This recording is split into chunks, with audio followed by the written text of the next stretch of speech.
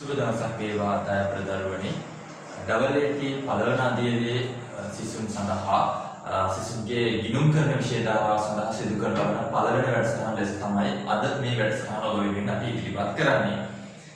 විශේෂයෙන් ඔබ වෘත්තීය අධ්‍යාපනයේ උදෙසා පළවෙනියෙන්ම පාතමන සිසුන් විදිහට ඩබල්.ඒටී විභාග ගැන පොඩි හැඳින්වීමක් කරොත් ඩබල්.ඒටී විභාගයන්ගේ අධ්‍යයන තුනක් තිබෙනවා.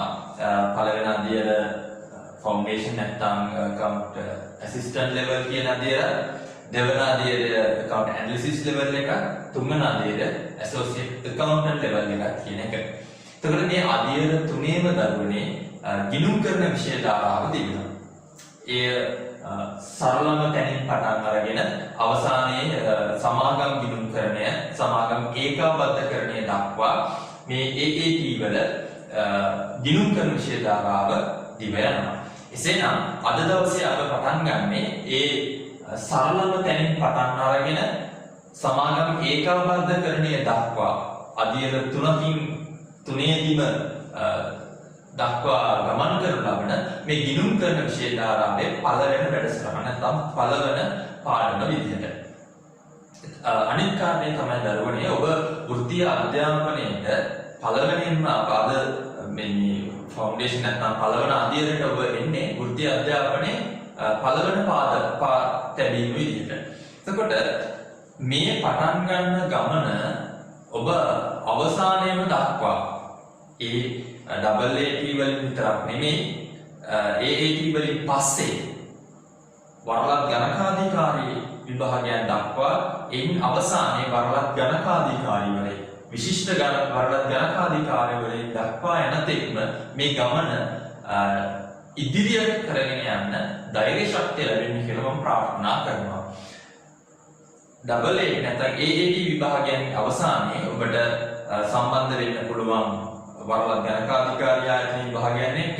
එතනින් අවසානයේ ඔබ වරලත් ගණකාධිකාරීවරයෙක් වෙන්න පුළුවන්. එතකොට දරුවනේ අද ජොබ් මාකට් එකේ නැත්නම් රැකියාව නිරතපොලේ වරලත් ගණකාධිකාරීවරයෙකුට අති විශාල වැටුපක් ලැබෙනවා. එහෙනම් ඒ විශාල වැටුප සහ අනාගතයේ ඔබගේ ජීවිතේ සාර්ථක කරගන්න මේ අද තබන අඩිතාලම අද තබන පියවර යෝධ පියවරක් විදිහට අවසානයේ දක්වා රැගෙන යන්න කියලා මම ඔබ සියලු දෙනාටම ආරාධනා කරනවා.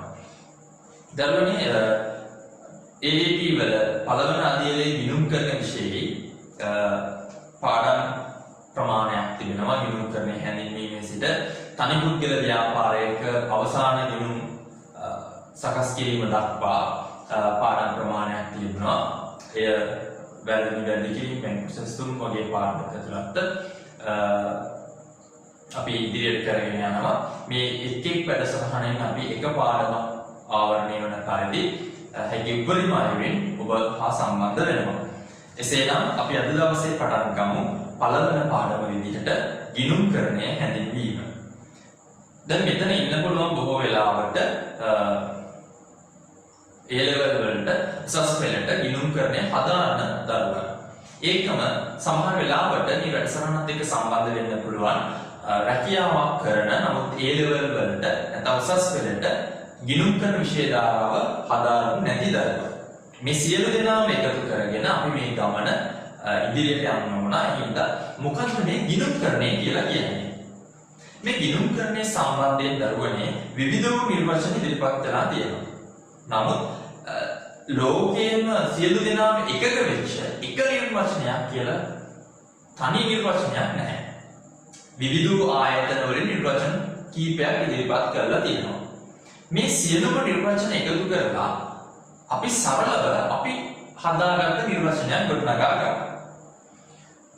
ඔබ විශ්වාස කරන ඔබ සියලු දෙනාම සතුවම අපේ ACBS ආයතනයේ මගින් සපයන නිබන්ධනයක් සියලු දෙනාම සතු ඇති කියලා. ඒ නිබන්ධනයත් එක්ක තමයි මම මේ වැඩසටහන ක්‍රියාත්මක වෙන්නේ.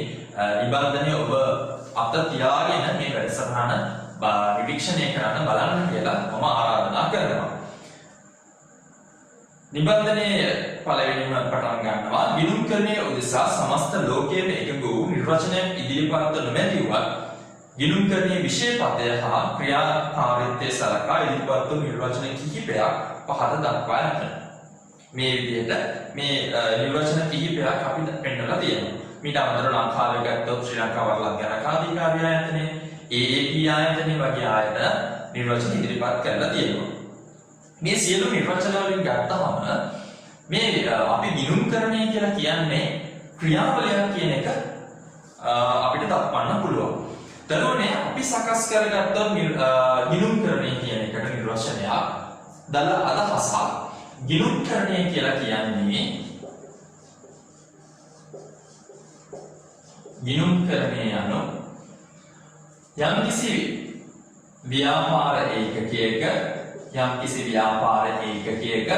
සිදුවන ගනුදෙනු හා සිදුවීම ව්‍යාපාර ඒකකයක සිදුවන ගනුදෙනු හා සිදුවීම යම් නිශ්චිත ක්‍රමවේදයකට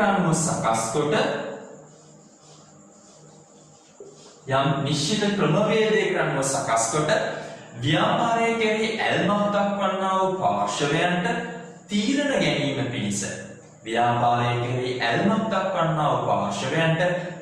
ගැනීම පිණිස මූල්‍ය තොරතුරු ඉදිරිපත් කිරීමේ සමස්ත ක්‍රියාවලිය අපි ගිණුම්කරණය කියලා කියනවා. ආයසරයක්ම කිව්වොත් ව්‍යාපාර ඒකකයක් තුළ සිදුවන ගනුදෙනු හා සිදුවීම් යම් නිශ්චිත ක්‍රමවේදයකට අනුව සියලු දෙනාම එකග වෙච්ච ක්‍රමවේදයකට අනුව සකස් කොට ව්‍යාපාරයේ කෙරෙහි ඇල්මක් දක්වන්නා වූ පාර්ශවයන්ට තීරණ ගැනීම පිණිස මූල්‍ය තොරතුරු ඉදිරිපත් කිරීමේ සමස්ත ක්‍රියාවලියට අපි කියනවා දරුවනේ ගිණුම්කරණය කියලා. ඒ විදිහට ගත්තහම අපි පෙර කිව්වසේම ගිණුම්කරණය කියලා කියන්නේ ක්‍රියාවලිය. ඔබගේ නිබන්ධනයේ අපි ඒ ක්‍රියාවලිය ඇඳ දක්වලා තියෙනවා. පළවෙනිම අපි තියෙන්නේ ක්‍රියා නිරීක්ෂණය. ඒ නිරීක්ෂණය කරන ක්‍රියාව අපි ආර්ථික ක්‍රියා වෙන් කර හඳුනා ගන්නවා. ව්‍යාපාර ආයතනයක් ඇතුළත දරුවනේ විවිධ ක්‍රියා තියෙන්න පුළුවන්. හැබැයි ඒ සියලුම ක්‍රියාවන් අපේ ගිණුම්කරණය උදෙසා සලකා බලන්න බෑ. එහෙනම් ගිණුම්කරණය උදෙසා සලකා බලන්න පුළුවන් ආර්ථික ක්‍රියා පමණයි. මුදලින් බැලිය හැකි ක්‍රියාකාරකම් පමණයි. අනේ ඒකින්ද අපි ක්‍රියා ටික නිරීක්ෂණය කරලා ඒ ක්‍රියාවන් තුළින් ආර්ථික ක්‍රියාවන් ටික වෙන් කර හඳුනා ගන්නවා. ඒ හඳුනාගත්ත ක්‍රියාකාරකම් ටික, හඳුනාගත්ත ක්‍රියා ටික, ඒ හඳුනාගත්ත ගනුදෙනු ටික අපි වෙනම සටහන් කරන්න ඕන. මේ සටහන් කිරීම මූලික සටහන් පොත්වල එහෙම නැත්නම් මුලින්ම මූලාශ්‍ර ලේඛනවල ඊට පස්සේ මූලික සටහන් පොත්වල සටහන් කිරීම කරන්න පුළුවන්. ඊළඟට වර්ග කිරීම කරන්න පුළුවන්. ඒ වර්ග කරලා ඒ තොරතුරු ඒ මූල්‍ය අපි සටහන් කරපු තොරතුරු වර්ග කරලා සාරාංශ කරන්න පුළුවන්. ඒ සාරාංශ කරපු තොරතුරු අවසාන මූල්‍ය වාර්තා ඉදිරිපත් කිරීමත් ඒ මූල්‍ය වාර්තා විවරණය නැත්නම් අර්ථකථනය කිරීමත් සිදු කළ හැකියි. එහෙනම් ක්‍රියා නිරීක්ෂණය කරනවා, ඒ ක්‍රියාවන් වලින් ආර්ථික ක්‍රියාවන් ටික හඳුනා ගන්නවා, ඒවා සටහන් කරනවා, වර්ග කරනවා, සාරාංශ කරනවා, අවසාන ගිණුම් ප්‍රකාශන කට්ටයක් සකස් කරනවා සහ විවරණය නැත්නම් අර්ථකථනය කරනවා. මේ සියලුම සමස්තයට අපි කියනවා ගිණුම් කරන ක්‍රියාවලියක් කියලා. මේ හැම අධ්‍යයන සියල්ලම එකතු වුණාම අපි කියනවා ඒකට ගිණුම් කරන ක්‍රියාවලියක් කියලා. එහෙනම් අර මම කිව්ව නිර්වචනයේම දිගුවක් විදියට මේ ක්‍රියාවලිය වෙනම ඇඳ දක්වීමක් කරනවා. එහෙනම් අපි යමු ඉදිරියට තව ගිණුම්කරණයේ අරමුණු හා පරමාර්ථ. මම හිතනවා මේ නිර්වචනය ඔබගේ සටහන් පොතේ සටහන් කරගත්තා නම් වඩා හොඳයි. ගිණුම්කරණයේ නිර්වචනය කියලා දාලා මම කියපු මේ නිර්වචනය සටහන් කරගන්න.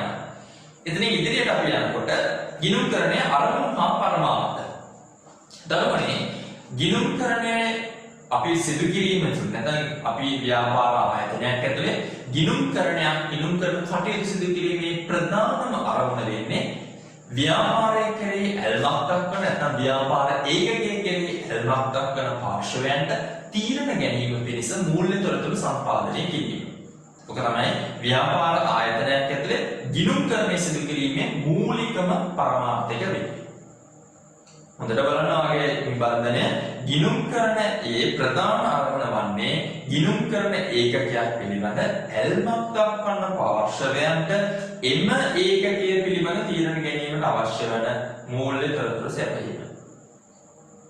තර ගිණුම්කරණයෙන් සිදු කරන්නේ දරුවනේ ව්‍යාපාරයේ කෙරෙහි ඇල්මක් දක්වන පාර්ශවයන්ට එම ඒකකයේ අපේ ව්‍යාපාරය පිළිබඳ තීරණ ගන්න අවශ්‍ය මූල්‍ය තොරතුරු ටික සම්පාදනය කරලා දෙන්න එක. ඒකම වෙනත් අරමුණු තවත් අරමුණු තියෙන්න පුළුවන් ගිණුම්කරණය සිදු කිරීමෙන් එකක් තමයි සීමිත ආර්ථික සම්පත් භාවිතය පිළිබඳ තීරණ ගන්න. ඒකම සීමිත ආර්ථික සම්පත් මෙහෙයවීම හා පාලනය කිරීම සඳහා අපේ ගිණුම්කරණය භාවිතා කරන්න පුළුවන්.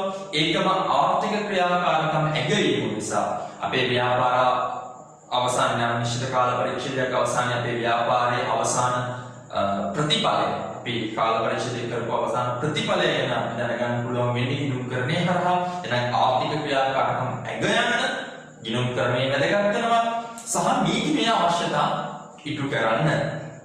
සරලව ගත්තොත් බොහෝ ව්‍යාපාර සමාගමක් ගත්තොත් ඒ සමාගම යම් නිශ්චිත කාල පරිච්ඡේදයක් අවසානයේ එයාගේ අවසාන මූල්‍ය ප්‍රකාශන කට්ටලය අනිවාර්යයෙන්ම සමාගම් රෙජිස්ට්‍රාර්වරයාට ඉදිරිපත් කරන්න ඕන. එහෙනම් අන්න නීතිමය අවශ්‍යතාවය. එසේනම් ගිණුම්කරණයේ ප්‍රධාන අරමුණ තියෙන අපි කතා කරා ඇල්මක් දක්වන පාර්ශවයන් තීරණ ගන්න මූල්‍ය තොරතුරු සම්පාදනය සහ ඊට හා බැඳිච්ච වෙනත් අරමුණු ප්‍රමාණයක් තියෙන්න පුළුවන්. අපි ඒව තමයි මේ සාකච්ඡා කරන්නේ. ඊළඟට ගිණුම්කරණයේ වැදගත්කම. ගිණුම්කරණයේ වැදගත්කම.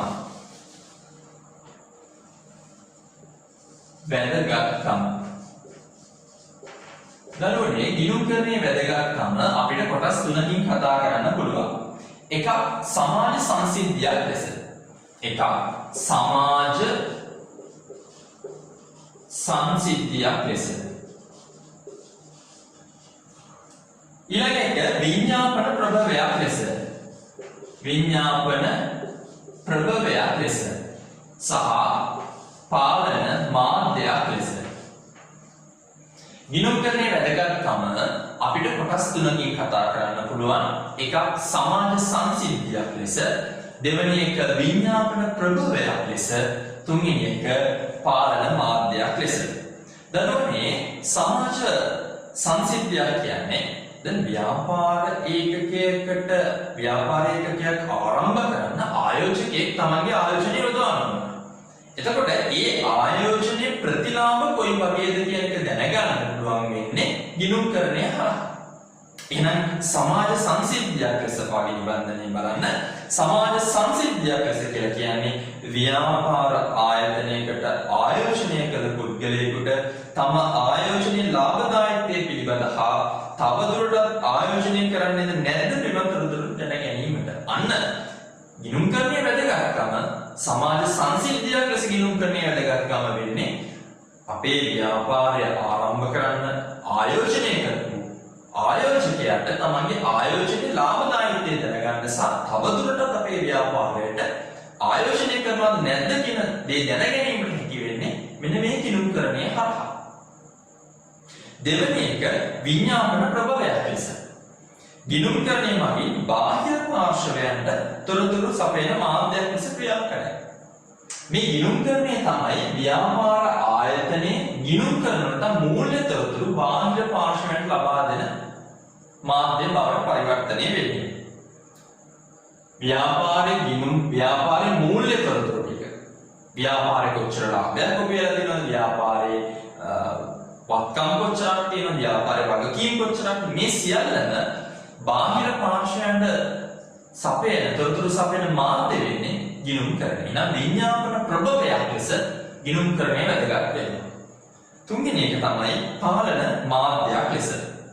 ව්‍යාපාරයේ සතුව පවතිනා වූ ආර්ථික සම්පත් පාලනය කරන්න සහ මෙහෙයවන්න.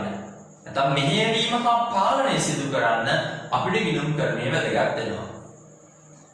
අපි මෙහෙම කිව්වොත් කිසියම් ව්‍යාපාරයකට යොදාගෙන තියෙන සම්පත් ආර්ථික සම්පත් වලින් වැඩි ලාභ අඩු ලාභදායීත්වයක් නම් තියෙන්නේ අපිට තීරණයක් ගන්න පුළුවන් හරි මේ ආර්ථික ක්‍රියාකාරකමට මේ ආර්ථික කටයුත්තට අපි මේ සම්පත් යොදලා තියෙන වැඩක් නැහැ. ඊළඟ අපි වෙන ලාභදායක කටයුත්තකට සම්පත් යොදවන්න ඕන. අන්න ඊළඟ ව්‍යාපාරයක් සතුව තියෙන ආර්ථික සම්පත් එක මෙහෙයවීම හා පාලනය කරන්න අපිට ගිණුම්කරණය වැදගත් වෙනවා. හොඳට බලන්න. ව්‍යාපාරයේ පවතින විවිධ සම්පත් මෙහෙයවීම හා පාලනය කරන ලබන කළමනාකරුවන්ට අවශ්‍ය තොරතුරු ලබා දීම. අපේ කළමනාකරුවන්ට ව්‍යාපාර සතුව තියෙන ආර්ථික සම්පත් ටික මෙහෙයවීම හා පාලනය කරන්න තොරතුරු ලබා දීමක් කරනවා. මම කැමතියි ඔබ මේ වැදගත්කම් තුන highlight කරලා තියාගන්නවා නා. මොකද එය වැදගත් හින්දා. ඊළඟට අපි යනවා ගිණුම්කරණයේ ප්‍රධාන කොටස් දෙක. දරුවනේ ගිණුම්කරණය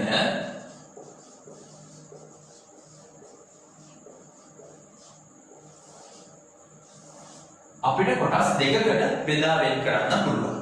එකක් තමයි මූල්‍ය ගිණුම්කරණය.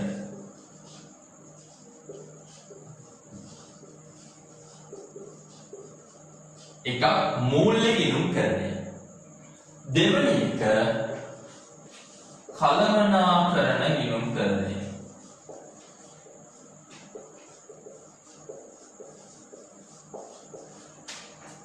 ගිණුම්කරණය කොටස් දෙකකට බෙදා වෙන් කරන්න පුළුවන්. එකක් මූල්‍ය ගිණුම්කරණය, දෙවෙනි එක කළමනාකරණ ගිණුම්කරණය.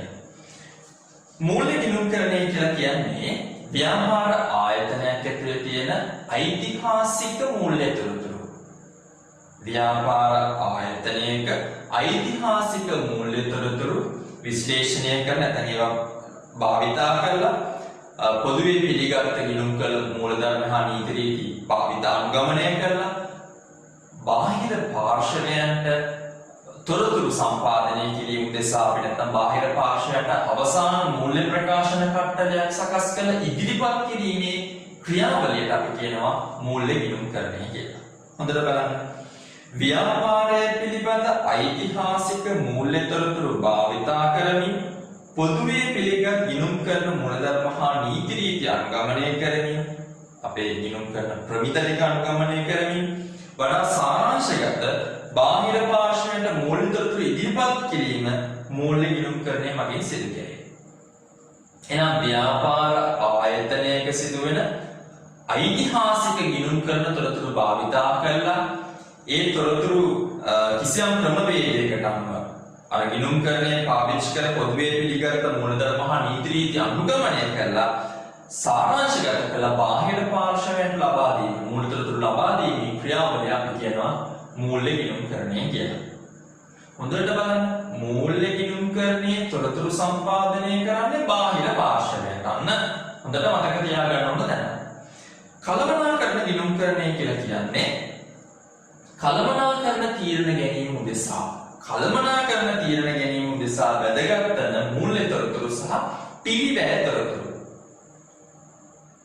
කළමනාකරණ තීරණ ගැනීම උදෙසා වැදගත් වෙන මූල්‍ය හා ප්‍රමාණාත්මක තොරතුරු ගිණුම්කරණ හා පිළිවෙල. මූල්‍ය ගිණුම්කරණය සහ පිළිවෙල ගිණුම්කරණයේ තියෙන වාර්තාවලින් ලබාගෙන ඒවා තවදුරටත් විශ්ලේෂණය සහ අර්ථකථනයක් සිදු කර කළමනාකරණ තීරණ ගැනීම නිසා අභ්‍යන්තර පාර්ශවයන්ට ලබා දීමේ ක්‍රියාවලිය. ආයසරයක් අපි කතා කරොත් කළමනාකරණ තීරණ ගැනීම උදෙසා ව්‍යාපාරයේ මූල්‍ය හා ප්‍රමාණාත්මක තොරතුරු මූල්‍ය ගිණුම්කරණය සහ පිළිවෙල ගිණුම්කරණ වාර්තාවලිය ලබාගෙන ඒවා තවදුරටත් අර්ථකථන විශ්ලේෂණය සහ අර්ථකථනයන් සිදු කරලා කළමනාකරණ තීරණ ගැනීම සඳහා කළමනාකරුවන් සහ නැත්නම් අභ්‍යන්තර පාර්ශවයන්ට ලබා දීමේ ක්‍රියාවලියට අපි කියනවා කළමනාකරණ ක්‍රියාවලියක් කියලා. බොහෝ වේලාවට මේ කළමනාකරණ ගිණුම්කරණයේ සපයන තොරතුරු අනාගත අභිමුඛයි කියනවා.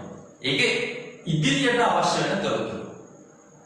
සහ මේ කළමනාකරන ගිණුම්කරණයේ සපයන තොරතුරු බොහෝ වෙලාවට අභ්‍යන්තර පාර්ශවයන්ට අපි ලබා දෙනවා.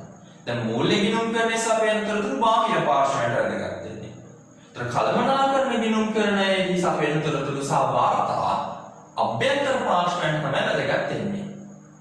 බලන්න කළමනාකරන ගිණුම්කරණය. කළමනාකරන තීරණ ගැනීම නිසා වැදගත් වන මූල්‍ය හෝ ප්‍රමාණාත්මක තොරතුරු ගිණුම් කරන හෝ පිළිවෙල ගිණුම් කරන වාර්තාවකින් සපයාගෙන ඒවා තවදුරටත් විශ්ලේෂණය කර අර්ථකථනය කර අභ්‍යන්තර පාර්ශවයන්ට ලබා දීම මෙහිදී සිදුවේ. බොහෝ විට මෙම තොරතුරු අනාගත අභිමුඛ වේ. එහෙනම් මතක තියාගන්න දරුවනේ ගිණුම්කරණයේ කොටස් දෙකක් තියෙනවා. එකක් මූල්‍ය ගිණුම්කරණය, අනිත් එක කළමනාකරන ගිණුම්කරණය. මේ මූල්‍ය ගිණුම්කරණය ඓතිහාසික මූල්‍ය තොරතුරු භාවිතා කරලා බාහිර පාර්ශවයන්ට තොරතුරු ලබා දෙන එක කරන්නේ.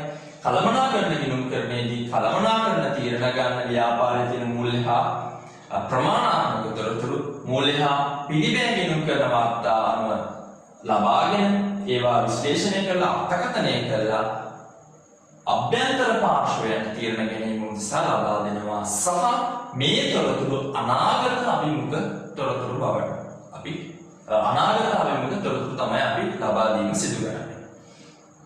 ඊළඟට අපි යනවා පුතේ ගිණුම් කරන තොරතුරු හා මූල්‍ය ප්‍රකාශන භාවිතා කරන්නන් හා ඒවායේ ප්‍රයෝජන.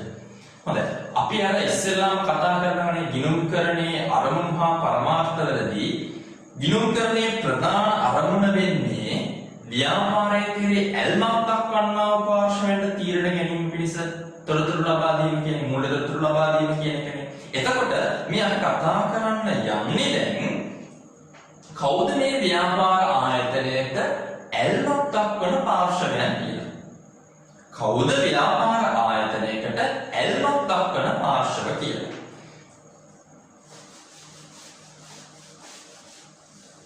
දැන් අපි ගත්තොත් දැන් ඔයගොල්ලෝ ගත්තොත් ඔයගොල්ලෝගේ ජීවිතවලට ඇල්මක් දක්වන පාර්ශව ඉන්න පුළුවන්.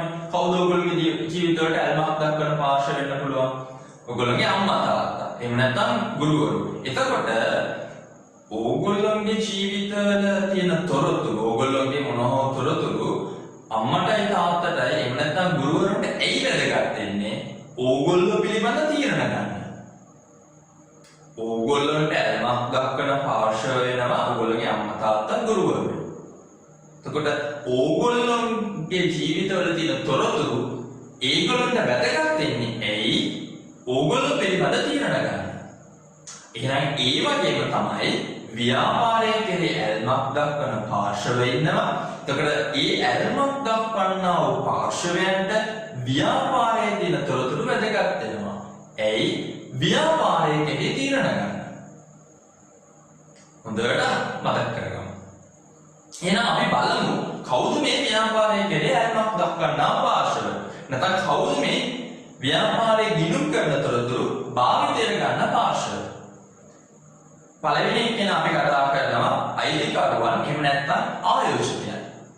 අයිතිකරුවන් එහෙම නැත්නම් ආයෝජකයන්. මොනවටද ආයෝජකයන් නැත්නම් අයිතිකරුවන්ට ව්‍යාපාරයේ ගිණුම් කරන තොරතුරු? මොනවටද ඕන වෙන්නේ? ඒගොල්ලෝගේ ආයෝජනයේ ප්‍රතිඵලදායක නැත්නම් ආයෝජනයේ ප්‍රතිඵල කොයි විදිහද කියලා දැනගන්න. එයා තවදුරටත් ආයෝජනය කරනවාද නැද්ද කියන එක දැනගන්න. ව්‍යාපාරයේ ද්‍රවශීලතාවය කොයි විදිහටද කියලා දැනගන්න.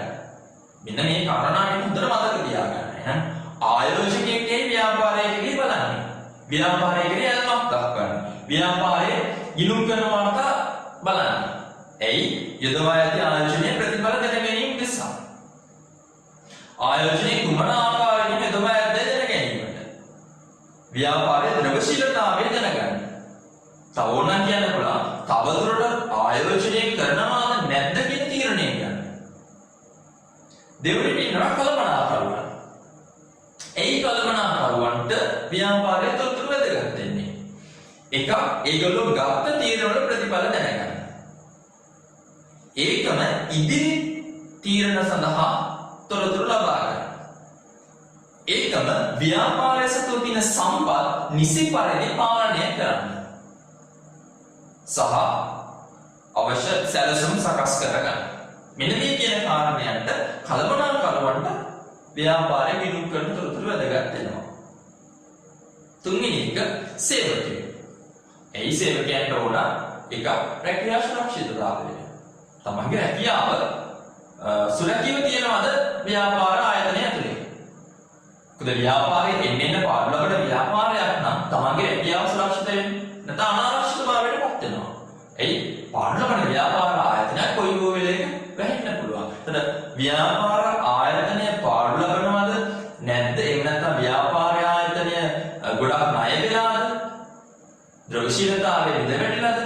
ඔය සියලු කාරණා දැනගන්න පුළුවන්. ඒතර තමන්ගේ රැකියා සුරක්ෂිතතාවය දැනගන්න සේවකයන්ට මූල්‍ය තොරතුරු වැදගත් වෙනවා. ගිණුම් කරන තොරතුරු වැදගත් වෙනවා.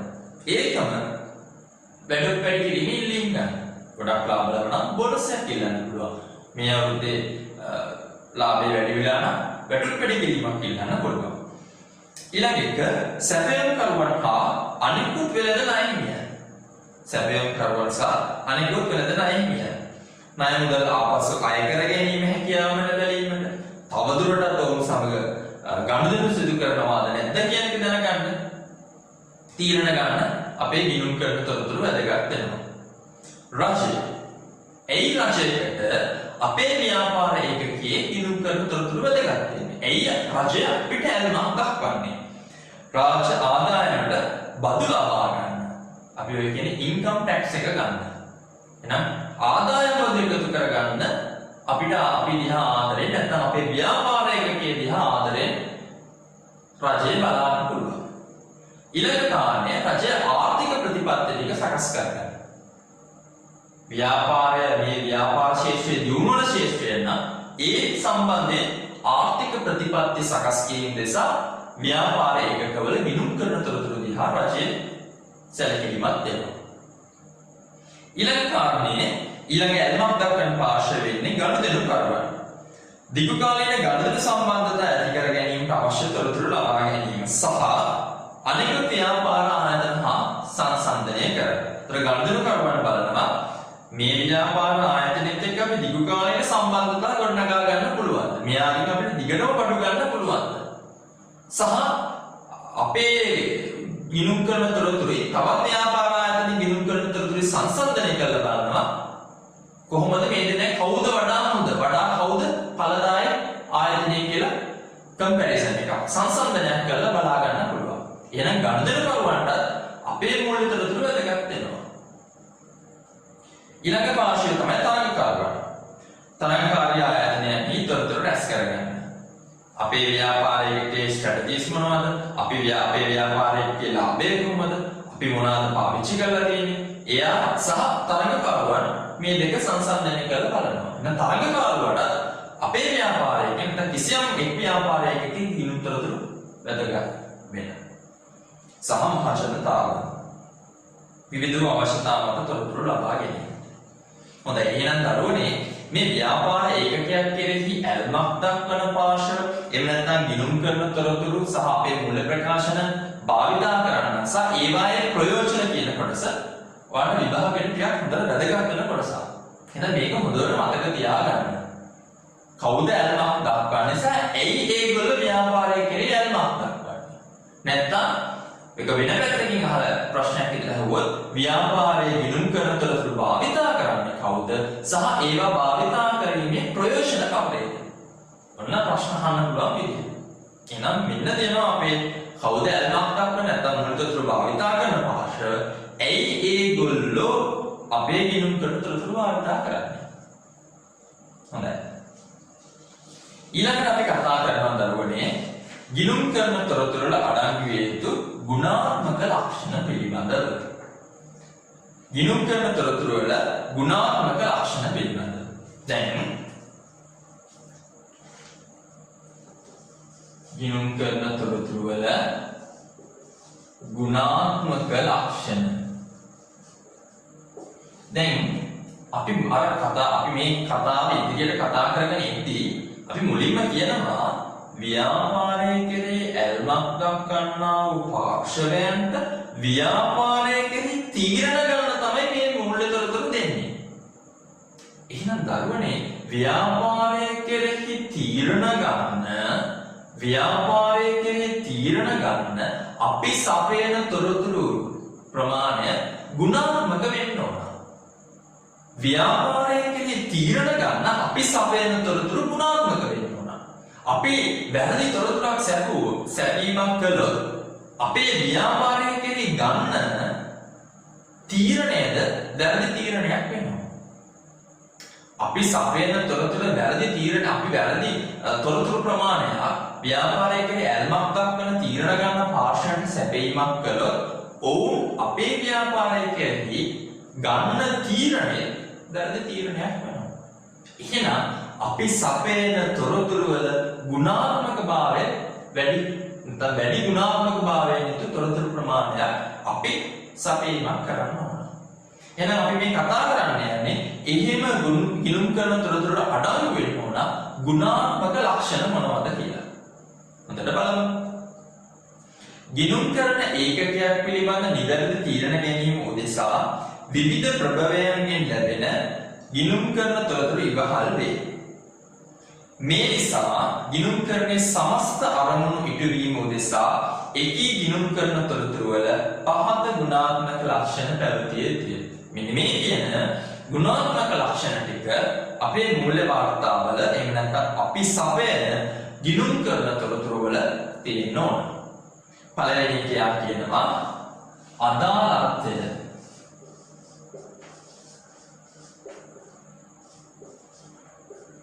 අදාළත්වය. දරුවනේ අපි මූල්‍ය තොරතුරක් සපයනවා නම් ඒ සපයන මූල්‍ය තොරතුර අපේ ගිණුම් කරන ඒකකයට අදාළ තොරතුරක් වෙන්න ඕන.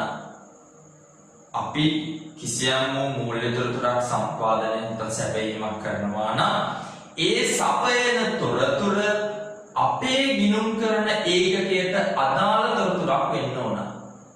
අපේ මූල්‍ය වාර්තා ඇතුලේ වෙනත් ව්‍යාපාරයක ගිණුම් කරන තොරතුරු තියෙන විදිහක් නැහැ. අපේ මූල්‍ය වාර්තා ඇතුලේ වෙනත් ආයතනවල මූල්‍ය වාර්තා නැත්නම් මූල්‍ය තොරතුරු ඉදිරිපත් කිරීමක් නැත්නම් අපිව highlight නැත්නම් අපිව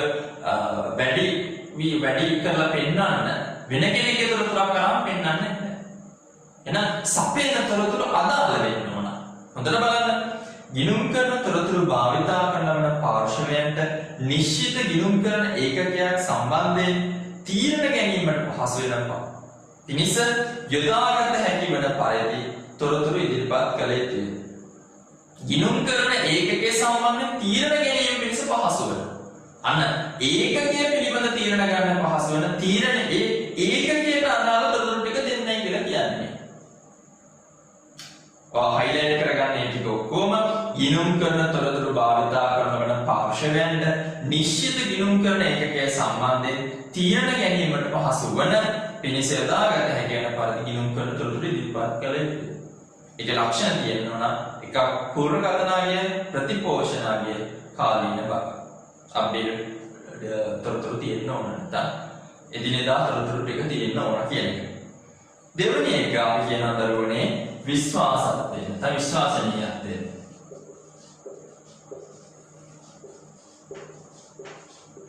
විශ්වාසනීයත්වය. අපි සපේ නැත්නම් අපි කිසිම වෙලාවක අපේ මූල්‍ය වාර්තාවල වැරදි තොරතුරු ඉදිරිපත් කරන්න හොඳ නැහැ. එහෙම නැත්නම් ප්‍රමාණාත්මක වරදවා දැක්වීම අපි ඉදිරිපත් කිරීම නොකළ යුතුයි. මේ තොරතුරු වල විශ්වාසනීයත්වය අපි රැක ගන්න ඕන. ඒ විශ්වාසනීයත්වය අපේ මූල්‍ය තොරතුරු වල තිබුණොත් පමණයි අපි ගන්න තීරණ නිවැරදි වෙන්නේ. බලන්න. තොරතුරු භාවිතා කරන්න හට භාවිතා කරන තොරතුරු වල විශ්වාස කළ හැකි විය යුතුයි. අන්න තොරතුරු භාවිතා කරන්නන් හට අපි සපයන තොරතුරු විශ්වාස කරන්න පුළුවන් වෙනවා.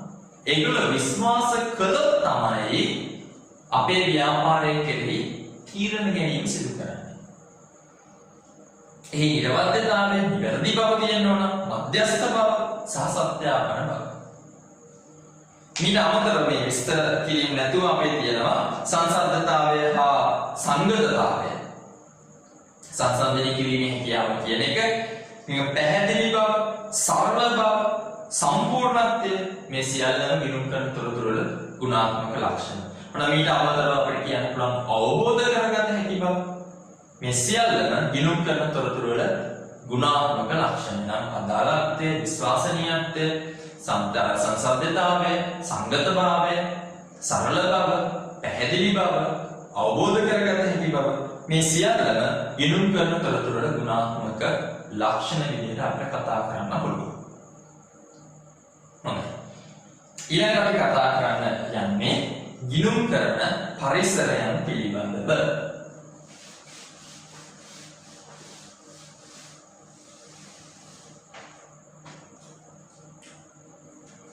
ගිණුම් කරන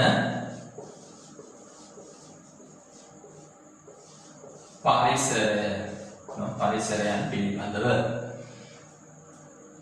ගිණුම් කරන පරිසරය පහත පරිදි කොටස් කීපයකට බෙදා දැක්විය හැකිය.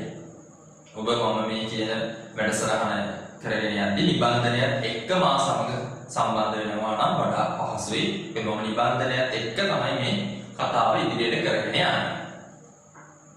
එහෙනම් ගිණුම් කරන පරිසරය පළවෙනි එක අපිට කතා කරනවා නෛතික පරිසරය. නෛතික පරිසරය.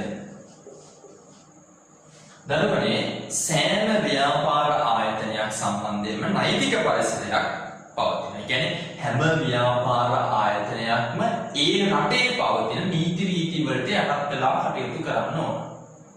සෑම ව්‍යාපාර ආයතනයක්ම ඒ රටේ පවත්නා නීති රීති වලට යටත් වෙලා කරන්න ඕන. දැන් තනිපුද්ගල ව්‍යාපාර ආයතනයක් ගත්තත් 1926 අංක 6 දරන ව්‍යාපාර නාම ලියාපදිංචි කිරීමේ ආරක්ෂා පනතට යටතේ කටයුතු කරනවා. ව්‍යාපාර නාම ලියාපදිංචි කිරීමේ ආරක්ෂා පනතට යටත් වෙලා කටයුතු කරන්න ඕන. එහෙම නැත්නම් හවුල් ව්‍යාපාරයක් නම් 1990 හවුල් ව්‍යාපාර ආරක්ෂා පනත යටතේ වැඩ කරන්න ඕන.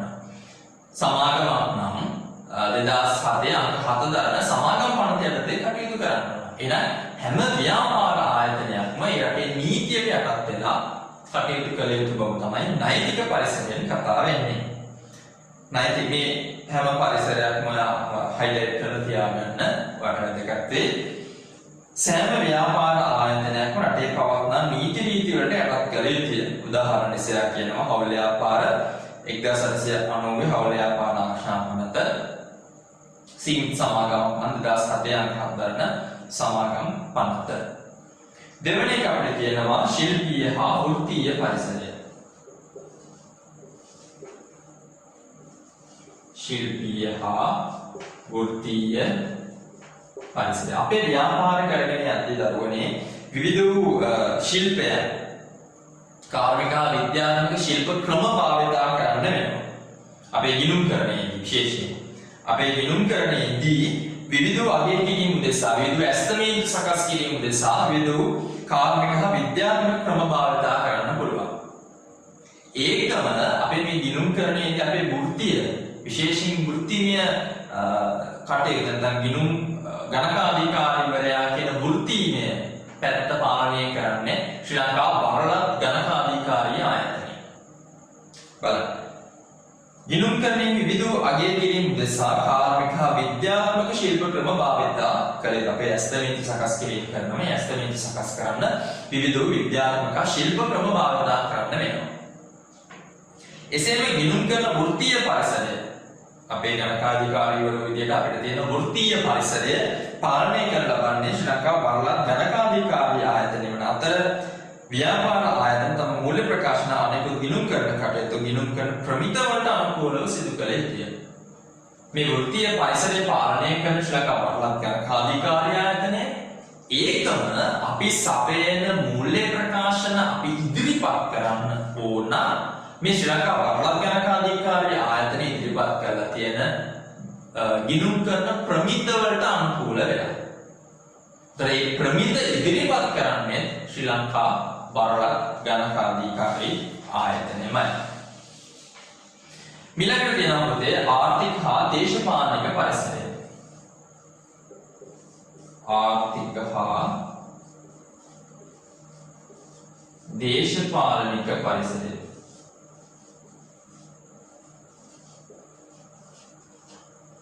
රටක ආර්ථික හා දේශපාලනික පරිසරය ඒ රටේ ව්‍යාපාර කෙරෙහි ඒ ව්‍යාපාරවල ගිණුම් කරන ක්‍රියාවලිය කෙරෙහි ඍජු බලපෑමක් ඇති කරනවා. විශේෂයෙන් රටේ ආර්ථික දේශපාලනික ස්ථාවරත්වය ඒ රටේ ව්‍යාපාරය කෙරෙහි වගේම ගිණුම් කරන්නේ ස්ථාවරත්වයට වඩා බලපෑමක් ඇති කරනවා.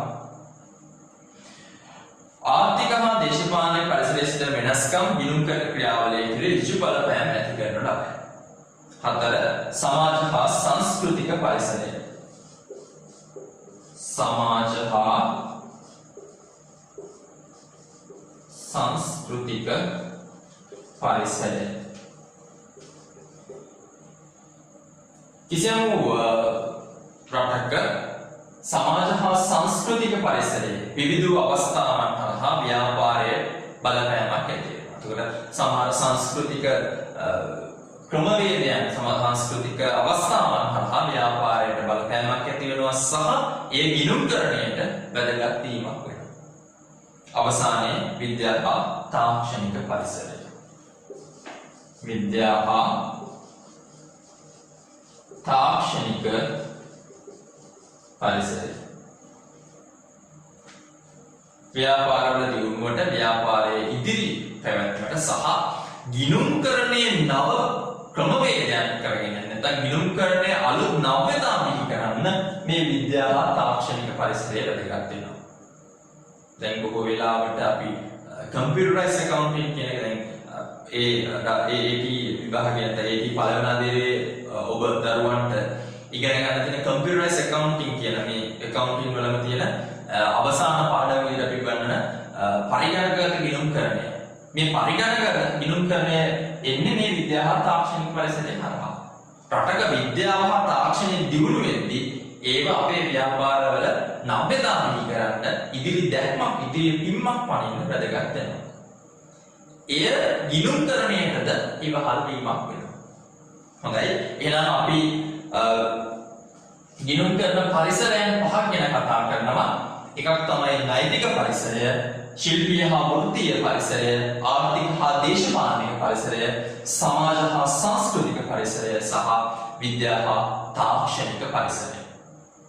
එහෙනම් මේ පරිසර පහ පිළිබඳව ඔබ හොඳ දැනුවත්භාවයෙන් ඉන්න. ඊළඟට සරල කතාවක් තියෙනවා. අපේ මූල ප්‍රකාශන කට්ටලයක මූලිකාංග මේ විභාගයට අහන්න පුළුවන් මූල ප්‍රකාශන කට්ටලේ මූලිකාංග කවරේද කියලා. එහෙනම් අපිට තියෙනවා විස්තීර්ණ ආදායම් ප්‍රකාශය හා වෙනත් විස්තීර්ණ ආදායම් ප්‍රකාශය, මූල්‍ය තත්ත්ව ප්‍රකාශය, හිමිකම් වෙනස් වීමේ ප්‍රකාශය නැත්නම් ස්කන්ධ වෙනස් වීමේ ප්‍රකාශය, මුදල් ප්‍රවාහ ප්‍රකාශය, අවසානයේ ගිණුම් කරන ප්‍රතිපත්ති හා සටහන. ගිණුම්කරණයේ මූලිකාංග. දරුවනේ ගිණුම්කරණය කියලා කියන්නේ ගොඩනැගිල්ලක් නම් විශාල මහල් නිවාසයක් නම් ගිණුම්කරණය කියලා කියන්නේ එක තට්ටුවෙන් අපි ඉහළට ගොඩනගන ගොඩනැගිල්ලක් නම් ඒ ගොඩනැගිල්ලේ පාදක වෙන්නේ, ඒ ගොඩනැගිල්ලේ අත්තිවාරම වෙන්නේ මේ ගිණුම්කරණයේ මූලිකාංග ටික. මේ ගිණුම්කරණයේ මූලිකාංග ටික හරියට ඔයාලගේ ඔළුවට දාගත්තොත් ඔබ ගොඩනගන ගිණුම්කරණයේ නැමැති ගොඩනැගිල්ල වඩා සවිශක්තිමත් ගොඩනැගිල්ලක් වෙයි. හැබැයි මේ මූලිකාංගවල තියෙන නැත්නම් ගිණුම්කරණයේ මූලිකාංගවල තියෙන දැනුම ඔබ හරියට ඒක ඔළුවට දාගන්න නැත්නම් ඔබගේ මනසේ ඔබගේ දැනුමේ තැන්පත් කරගත්තේ නැත්නම් ඔබ ගොඩනගන ගිණුම්කරණයේ ගොඩනැගිල්ල සවිශක්තිමත් ගොඩනැගිල්ලක් නොවේ. හින්දා මේ ගිණුම්කරණයේ මූලිකාංග ටික වඩා හොඳට මතක තියාගන්න. මේවල නිර්වචන සහ ධිට්ඨ සහනමයට මේක කොහොමද බලපාන්නේ මේ සියල්ලම ඔයා හොඳට ඔළුවට තියාගෙන ඉන්න. එහෙම වුණොත් ඔයා ඉදිරියට මොකද ගිණුම්කරණයේ සකස් වෙන්නේ මේ මූලිකාංග පහ ඇතුළෙමයි. අපි මොන අවසාන ගිණුමක් හැදුවා ඒ අවසාන ගිණුම ඇතුළේ තියෙන්නේ මේ මූලිකාංග පහමයි. අපි විශාල ලෝකයේ රටවල් විශාල සංඛ්‍යාවක තියෙන ව්‍යාපාර ආයතනයක සමාගමක සමාගම් ජාලයක මූල්‍ය ප්‍රකාශන සකස් කරත් ඒ මූල්‍ය ප්‍රකාශන වල තියෙන්නේ මේ ගිණුම්කරණයේ මූලිකාංග පහමයි. එහෙනම් අපි බලමු ගිණුම්කරණයේ මූලිකාංග.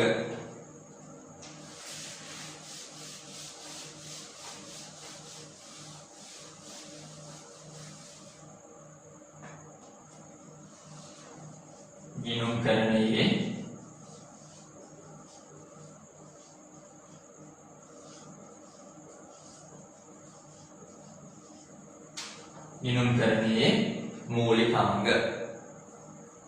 දරුවනේ ගිණුම්කරණයේ මූලිකාංග 5යි. වත්කම්, වගකීම්, හිමිකම්, ආදායම්, වියදම්. වත්කම්, වගකීම්, හිමිකම්, ආදායම්, වියදම්. වත්කම්, වගකීම්, හිමිකම්, ආදායම්, වියදම්. අපි ඉස්සෙල්ලාම කතා කරන්න යනවා වත්කම්.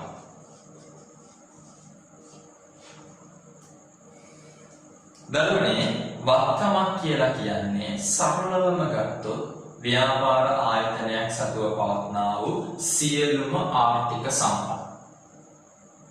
වත්කමක් කියලා කියන්නේ ව්‍යාපාර ආයතනයක් ඇතුලේ තියෙන සියලුම ආර්ථික සම්පත්. එහෙම නැත්නම් අපි කියන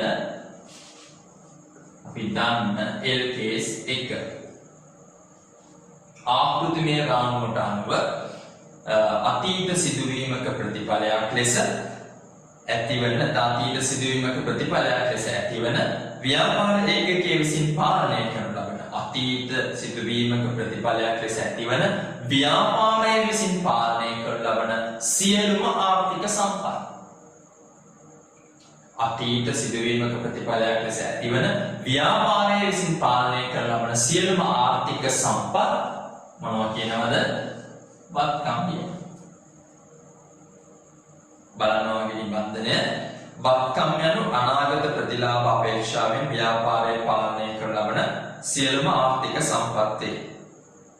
මෙය අතීත ගනුදෙනුවක ප්‍රතිඵලයක් වන අතර වත්කම ක්‍රියාකාරීත්වයෙන් ව්‍යාපාර මුදල් ගලා ඒමක් හෝ පිටත ගලා යෑම අඩුවීමක් විය හැක. එනම් අතීත සිදුවීමක ප්‍රතිඵලයක් ලෙස ව්‍යාපාරය පාලනය කරන ලබන සියලුම ආර්ථික සම්පත් අපිට කියන්න පුළුවන් වත්කම් කියලා. එහෙනම් ඊළඟට අපි කතා වෙමු මෙයත් එක්කම වත්කම් වර්ගීකරණය. වත්කම් වර්ගීකරණය. පුතේ වත්කම් වර්ගීකරණය කරන්න පුළුවන් පදනම් 3ක් යන්නේ. එකක් ද්‍රවශීලතා පදනම. ද්‍රවශීලතා පදනම. දෙවෙනි එක භෞතික පදනම. තුන්වෙනි එක ක්‍රියාකාරීත්ව පදනම.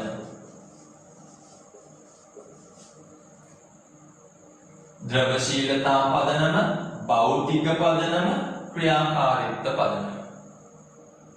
මේ ද්‍රවශීලතා පදනම යටතේ අපිට විශේෂයෙන්ම කොටස් දෙකක් ගැන කතා කරන්න පුළුවන්.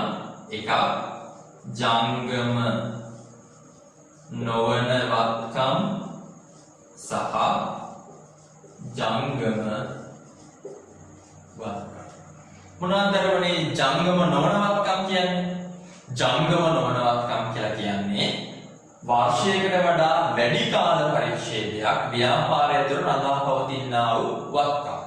වර්ෂයකට වඩා වැඩි කාල පරිච්ඡේදයක් ව්‍යාපාරය තුළ රඳා පවතිනා වූ වත්කම්. මොනවද ඒවට දෙන්න පුළුවන් උදාහරණ? ඉඩම්, ගොඩනැගිලි, මෝටර රථ, ගෘහ භාණ්ඩ මේ වගේ දේවල් ටික අපිට කියන්න පුළුවන්. මොනවද ජංගම වත්කම් කියලා කියන්නේ? ජංගම වත්කම් කියලා කියන්නේ වර්ෂයකට වඩා අඩු කාල පරිච්ඡේදයක් ව්‍යාපාරය තුළ රඳා පවතිනා වූ වත්කම්. මොනවද ඒවට දෙන්න පුළුවන් උදාහරණ? තොගය, ණය ගැටියෝ, මුදල්, බැංකු, ඉදිරියට කළ ගෙවීම් මෙන්න මේ වගේ දේවල්. එහෙනම් අපි යනවා ඊළඟ පදනමට භෞතික පදනම. භෞතික පදනමේ කොටස් දෙකයි. එකක් ස්පෘශ්‍ය වත්කම්, අනිත් එක අස්පෘශ්‍ය වත්කම්. ස්පෘශ්‍ය වත්කම් සහ අස්පෘශ්‍ය වත්කම්. ස්පෘශ්‍ය වත්කමක් කියලා කියන්නේ භෞතික පැවැත්මක් සහිත ඇහැට පේන අතින් අල්ලන්න පුළුවන් වත්කම්. ස්පෘශ්‍ය වත්කම් කියලා කියන්නේ ඇහැට පේන අතින් අල්ලන්න පුළුවන් භෞතික පැවැත්මක් තියෙන වත්කම්. එතකොට මේ ඕන වත්කමක් අපිට ගන්න පුළුවන්. ඉතින් ගොඩනැගිලි, මෝටර රථ, ගෘහ භාණ්ඩ, ණය ගැටියෝ, තොගය, මුදල් ඔය ඕන දෙයක් ස්පෘශ්‍ය වත්කම්. මොනවද දරුවනේ අස්පෘශ්‍ය වත්කම් කියන්නේ? භෞතික පැවැත්මක් නොමැති, ඇහැට පේන්නේ නැති, අල්ලන්න බැරි වත්කම් ටික. මොනවද අස්පෘශ්‍ය වත්කම් වලට දෙන්න පුළුවන් උදාහරණ? අස්පෘශ්‍ය වත්කම් වලට දෙන්න පුළුවන් උදාහරණ තමයි කීර්ති නාමය, බෙලඳ ලකුණ, සම්නම් නාමය. මෙන්න අස්පෘශ්‍ය වත්කම් වලට ඉදිරිපත් කරන්න පුළුවන්. ඊළඟට අපිට පදනම් දෙකයි ඊළඟ පදනමේ කොටස් දෙකයි. ඒ තමයි ක්‍රියාකාරීත්ව පදනමේ ක්‍රියාකාරී වත්කම් සහ අක්‍රීය වත්කම්. ව්‍යාපාර ආයතනයේ මෙහෙයුම් ක්‍රියාවලියට ක්‍රියාකාරීත්ව දායකත්වයක් නැත්නම් ක්‍රියාකාරී දායකත්වයක් වෙනවා නම් අපේ ක්‍රියාකාරී වත්කම් ලෙස නොවෙනවා නම් අක්‍රීය වත්කම් ලෙස දක්වන්න පුළුවන්. එහෙනම් වත්කම් කියන නිර්වචනය සහ එහි වර්ගීකරණයන් වඩා හොඳට මතක තියාගන්න. අපි යමු ඊළඟ වර්ගීකරණයට. ඒ තමයි වගකීම. ඊළඟ මූලිකාංගයට ඒ තමයි වගකීම.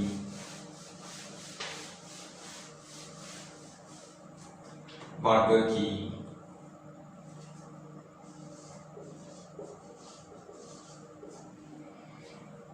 දැන් අපි මෙහෙම කතා කරමු. මොකක්ද වගකීමක් කියන්නේ? දැන් මේ වැඩසටහනත් එක්ක සම්බන්ධ වෙන දරුවන්ට තියෙනවද වගකීම්? මොනවද ඔයගොල්ලන්ට මේ දවස්වල තියෙන වගකීම? ඒ තමයි මොකක්ද ඔයගොල්ලන්ට තියෙන වගකීම? හොඳට ඉගෙනගෙන වඩා විශිෂ්ට වූ ප්‍රතිඵල ලබා ගැනීම. හොඳට ඉගෙනගෙන වඩා විශිෂ්ට වූ ප්‍රතිඵල ලබා ගැනීම ඕගොල්ලන්ට තියෙන වගකීම වෙන්නේ. එහෙනම් ව්‍යාපාර ආයතනයකට වගකීම වෙන්නේ මොකද්ද? ව්‍යාපාර ආයතනයේ වගකීම කියන පුතේ සරලව ගත්තොත් ව්‍යාපාර ආයතනය බාහිර පාර්ශවයන්ට දක්වන්නා වූ බැඳීම. ව්‍යාපාර ආයතනය බාහිර පාර්ශවයන්ට දක්වන්නා වූ බැඳීමට අපි කියනවා වගකීම. එහෙම නැත්නම් අපි අර කතා කරන LKS 1 සංකල්පනාත්මක ආකෘති රාමුවට අදාළව අපේ නිර්වචනය කිව්වොත් අතීත ගණදෙනුවක ප්‍රතිඵලයක් ලෙස වර්තමානයේ ඇති වී තිබෙන අනාගත අතීත ගණදෙනුවක ප්‍රතිඵලයක් ලෙස වර්තමානයේ ඇති වී තිබෙන එම බැඳීම නිරවුල් කිරීමට යාමේදී සම්පත් පිටතට ගලාගෙන යාමේ භව්‍යතාවයක් ඇති සහ එය විශ්වාසවන්ත ලෙස මැනිය හැකි නම් එවැනි බැඳීම් අපි කියනවා වගකීම් කියලා. අයිසරයක් කිව්වොත් අතීත සිදුවීමක නැත්නම් අතීත ගනුදෙනුවක ප්‍රතිඵලයක් ලෙස වර්තමානයේ බැඳීමක් ඇති වෙනවා.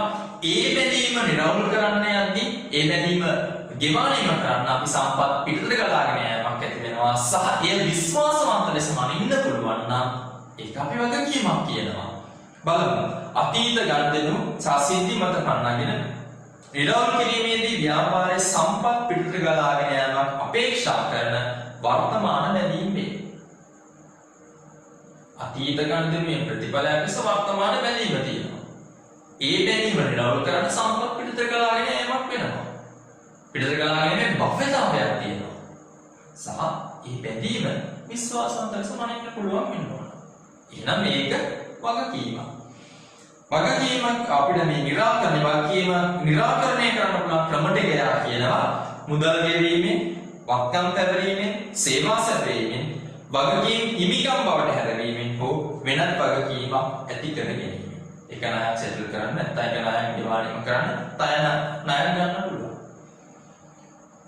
ඊළඟට අපි ඔය එකම කතා කරනවා පුතේ මේ වගකීම් වර්ගීකරණය කරන්න පුළුවන්. ඉතින් මේක නැහැ නම් වාගේ සටහන් පොතේ හරි මේක ලියලා දැක්වුවත් කමක් නැහැ. වගකීම් අපිට කොටස් දෙකකට කඩන්න පුළුවන්. එකක් ජංගම නොවන වගකීම්, අනිත් එක ජංගම වගකීම්. ජංගම නොවන වගකීමක් කියලා කියන්නේ වර්ෂයකට වඩා වැඩි කාල පරිච්ඡේදයක් ඇතුළත ව්‍යාපාරය විසින් ගෙවා නිම කළ යුතු බැඳීම්. වර්ෂයකට වඩා වැඩි කාල පරිච්ඡේදයක් තුළ ව්‍යාපාරය විසින් ගෙවා නිම කළ යුතු බැඳීම්. බැංකු ණය කියන්නේ අවුරුද්දකට වඩා වැඩි තියෙන බැංකු ණය. උගස් ණය වගේ. ඒකට ජංගම වගකීමක් කියන්නේ අවුරුද්දකට වඩා අඩු කාල පරිච්ඡේදයක් තුළ ව්‍යාපාරය විසින් ගෙවා නිම කළ යුතු බැඳීම්. අපි උසාවිව ගත්තොත් ණය හිමි උපචිත වියදම් වගේ. හිමිකම් ඊළඟ අපේ මූලිකාංගයේ හිමිකම්.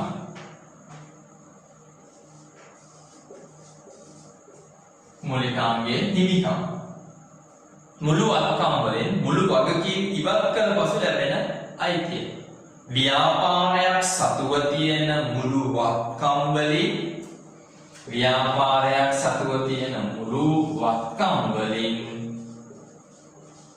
වගකීම් කොටස අඩු කරන බාහිර පාර්ශවයන් දාපු වත්කම් ප්‍රමාණය බාහිර පාර්ශවයන්ට හිමිකම් අයිතිය තියෙන සම්පත් ප්‍රමාණය ඉවත් කරොත් මෙන්න එළියට එනවා අපිට හිමිකම්.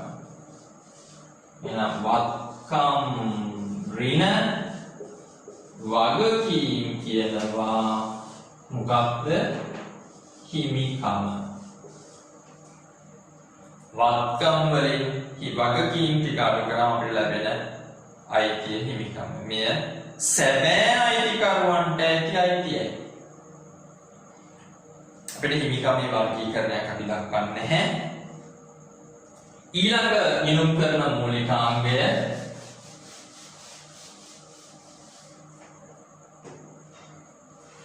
ආදායම.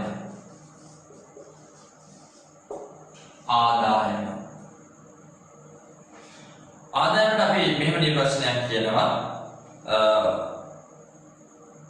යම් නිශ්චිත කාල පරිච්ඡේදයක් තුළ ව්‍යාපාරයට පිටතින් ගලාගෙන එන්නා වූ ව්‍යාපාරයේ වත්කම් වැඩි කළ හැකි වගකීම් අඩු කළ හැකි හා අයිතිකරුවන්ගේ මැදිහත් වීමකින් තොරව අයිතිකරුගේ හිමිකම වැඩි කළ හැකි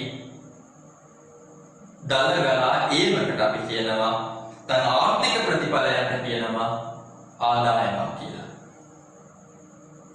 යම් නිශ්චිත කාල පරිච්ඡේදයක් තුළ ව්‍යාපාරයට නැත්නම් ව්‍යාපාරයට පිටතින් ගලාගෙන ඉන්නා වූ වත්කම් මෙන්න මේ ටික තමයි වඩා වැදගත්ම කාරණේ. වත්කම් වැඩි කළ හැකි වගකීම් අඩු කළ හැකි අයිතිකරුවන්ගේ මැදිහත් වීමකින් තොරව අයිතිකරුගේ හිමිකම වැඩි කිරීමට ඉවහල් වන ආර්ථික ප්‍රතිලාභය. මේවා තමයි අපි කියන්නේ මොනවද? ආදායම් කියන්නේ. බලන්න.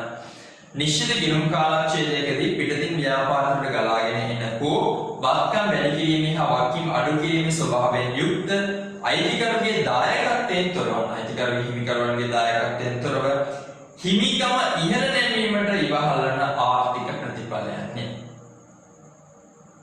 අපිට ආදායමත් කොටස් දෙකකට කඩන්න පුළුවන්. එකක් ප්‍රාග්ධන ආදායම්, අනිත් එක අයබාර ආදායම්. මේ අයබාර ආදායමත් දරුවනේ කොටස් දෙකකට කඩන්න පුළුවන්. එකක් මෙහෙයුම් අයබාර, අනිත් එක මෙහෙයුම් නොවන අයබාර. හොඳයි. ඊළඟට අපි කතා කරමු වියදම්. මේ ආදායමේම අනිත් පැත්ත. ආදායම් නිර්වචනයේම අනිත් පැත්ත තමයි වියදම් කියලා කියන්නේ. මොකද්ද වියදම් කියලා කියන්නේ නම්? වත්කම් අඩු කළ හැකි, වගකීම් වැඩි කළ හැකි, අයිතිකරුගේ දායකත්වයෙන් තොරව අයිතිකරුගේ හිමිකම අඩු කරන පිටතට ගලා යන්නේ. බලන්න. නිශ්චිත ගිණුම් කාලච්ඡේදයකදී ව්‍යාපාරයෙන් පිටතට ගලාගෙන යන හෝ වත්කම් අඩුවීම හෝ වගකීම් වැඩි කිරීමේ ස්වභාවයෙන් යුක්ත අයිතිකරුගේ දායකත්වයෙන් තොරව හිමිකම අඩු කරන පිටතට ගලා යන්නේ. මේ ආදායම් වර්ගීකරණයන් හා වියදම් වර්ගීකරණයන් නිබන්ධනයේ නැහැ. නම මේ සටහන වාගේ සටහන් පොතේ තබා ගන්න. හරි. එහෙනම් අපි බලමු වියදම් වර්ගීකරණය කොහොමද වෙන්නේ කියලා. වියදම් වර්ගීකරණය. එක ප්‍රාග්ධන වියදම්, අනිත් එක අයබාර. එක්වරක් පමණක් කරන ප්‍රාග්ධන වියදම එදිනෙදා සිදු කරන කටයුතු වල වියදම් අපි කියනවා අයබාර වියදම් කියලා. හොඳයි. ඊළඟට තියෙන්නේ මූලික ප්‍රකාශනයන්ගේ මූලිකාංග හඳුනා ගැනීම. මේ අපි අර කියපු වත්කම් වර්ගයෙන් හිමිකම් ආදායම් වියදම් කියන ඒවල මූලිකාංග හඳුනා ගන්න තියෙන ලක්ෂණ ටික. නැත්නම් මෙන්න මේ මූලිකාංග තියෙනවා නම් මෙයා වත්කමක් කියන්න පුළුවන්. මෙන්න මේ මූලිකාංග තියෙනවා නම් වගකීමක් කියන්න පුළුවන්. මෙන්න මේ මූලිකාංග ටික තියෙනවා නම් හිමිකමක් කියන්න පුළුවන්. මේ මූලිකාංග තියෙනවා නම් ආදායමක් කියන්න පුළුවන් සහ වියදමක් කියන්න පුළුවන් කියලා. එහෙනම් වත්කමක් හඳුනා ගන්න අනාගත ආර්ථික ප්‍රතිලාභ ව්‍යාපාර තුළ ගලා ගැනීමේ හැකියාවක් පවතින්න ඕන. සහ ඒක විශ්වාසනීය ලෙස පිළිවෙලව වටිනාකම මනින්න පුළුවන්. එහෙම පුළුවන් නම් අන්න වත්කමක් හඳුනා ගන්න. වගකීම බැඳීම් නිරවුල් කිරීමේදී ව්‍යාපාරයේ සම්පත් පැහැර කිරීමේ හැකියාව පැවතී. සහ ආදාය ගෙවීමේ ප්‍රමාණය විශ්වාසනීය මනින්න පුළුවන්. සහ ආදායමේ විදියට වියදම සහ ටාදාලව මූලිකාංග වාගේ නිබන්ධනයේ සඳහන් වෙලා තියෙනවා. මේ සියලුම මූලිකාංග ටික ඔයා හොඳට මතක තියාගන්න. සමහරවිට අපිට අහන්න පුළුවන් වත්කමක් නිර්වචනය කර වත්කමක් හඳුනා ගැනීමට අදාළ මූලිකාංග දක්වන්න. එහෙනම් මූලිකාංග ටික මතක තියාගෙන ඉන්න. එහෙනම් දරුවනේ මේ අපි කතා කරේ ගිණුම්කරණයේ හැඳින්වීම කියන කොටස. ඒ කොටස අපි කතා කරගෙන ආවා. ගිණුම්කරණය කියන්නේ මොකක්ද? ගිණුම්කරණයේ අරමුණු හා පරමාර්ථ මොනවද? කවුද ගිණුම්කරණයේ මූලතරතුරු වලට වැදගත් වෙන්නේ කවුද? නැත්නම් මූලතරතුරු කාටද වැදගත් වෙන්නේ? ඇයි ඒගොල්ලන්ට වැදගත් වෙන්නේ? සහ ගිණුම්කරණයේ මූලිකාංග මොනවද? සහ ගිණුම්කරණයේ මූලිකාංග හඳුනා ගැනීමට අදාළ තියෙන ලක්ෂණ ටික. හොඳයි. එහෙනම් එතනින් අපි ඉස්සරහට යනවා ඊළඟ කොටස විදියට. නැත්නම් ඊළඟ පාඩම විදියටම ඒ තමයි ගිණුම්කරණ සමීකරණ. ගිණුම්කරණ සමීකරණ.